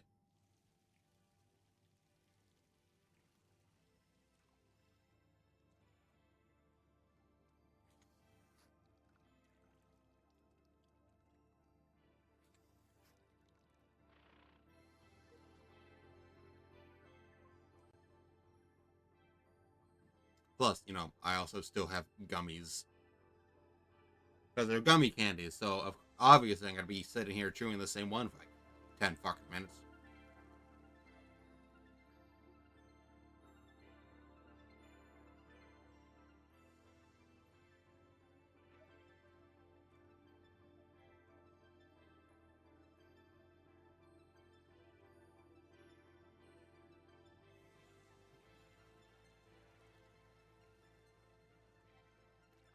Okay, I made a mistake. I am closing Twitter.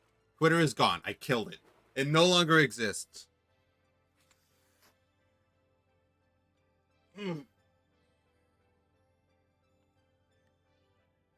Twitter is dead.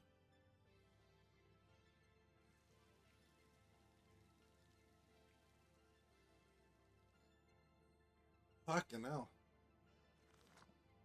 I don't know why I've been so tired recently. I mean, I've been in a better mood recently, so maybe I'm using more energy than I normally do. I don't know. Weird.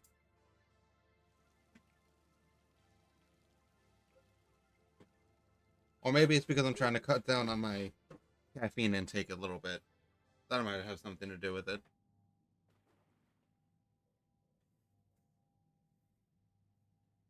Yeah. Come on. So I'm trying to cut something.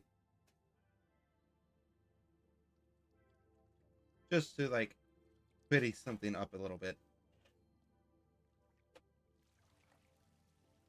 Not that it matters when I'm gonna rip into it like a fucking wild animal.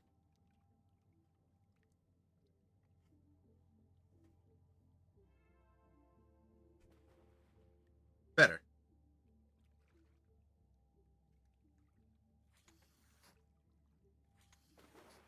Okay. Okay, okay. Honestly, I kind of want to swap to a game. But, like, that kind of ruins the whole point of the challenge, you know?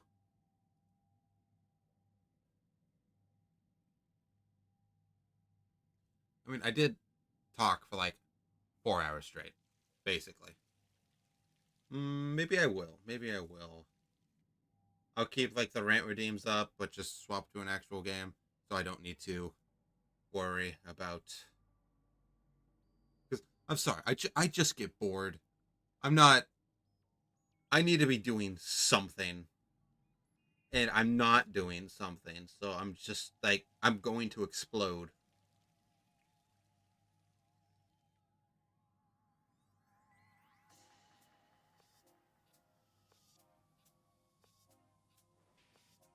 Ba-ba-ba. Ah, ba, ba, ba, ba.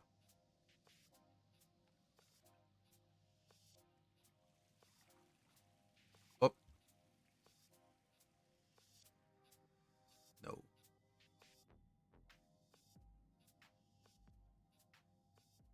That's not what I meant to do.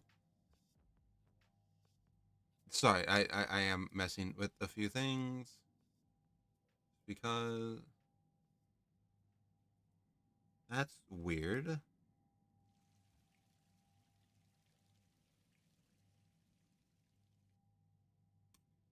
Yeah, my Streamlabs is telling me I'm at 5 viewers. My Twitch is telling me that I'm at one.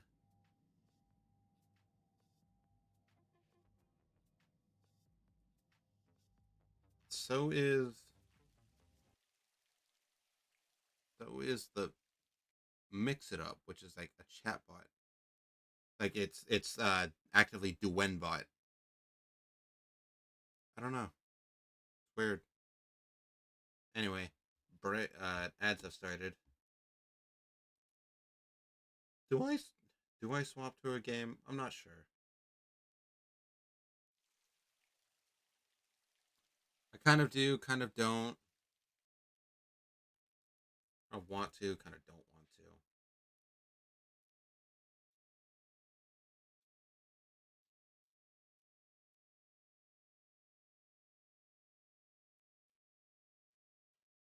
to. No, I don't think I do.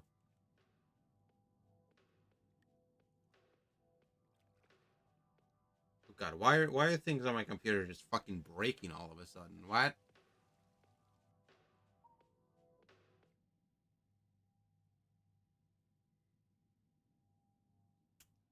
Oh, I know what I'll do. Yeah, so kind of bored.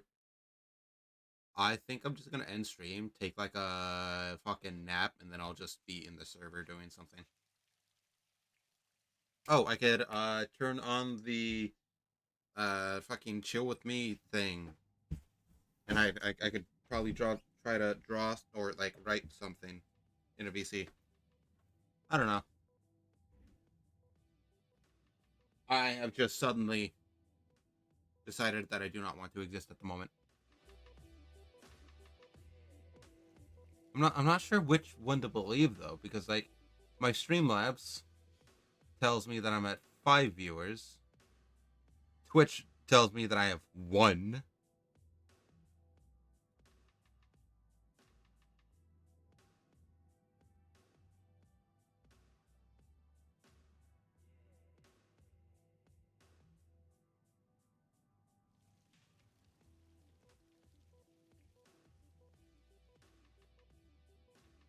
Yeah, I think I'm just gonna hit the end stream button. I'm sorry.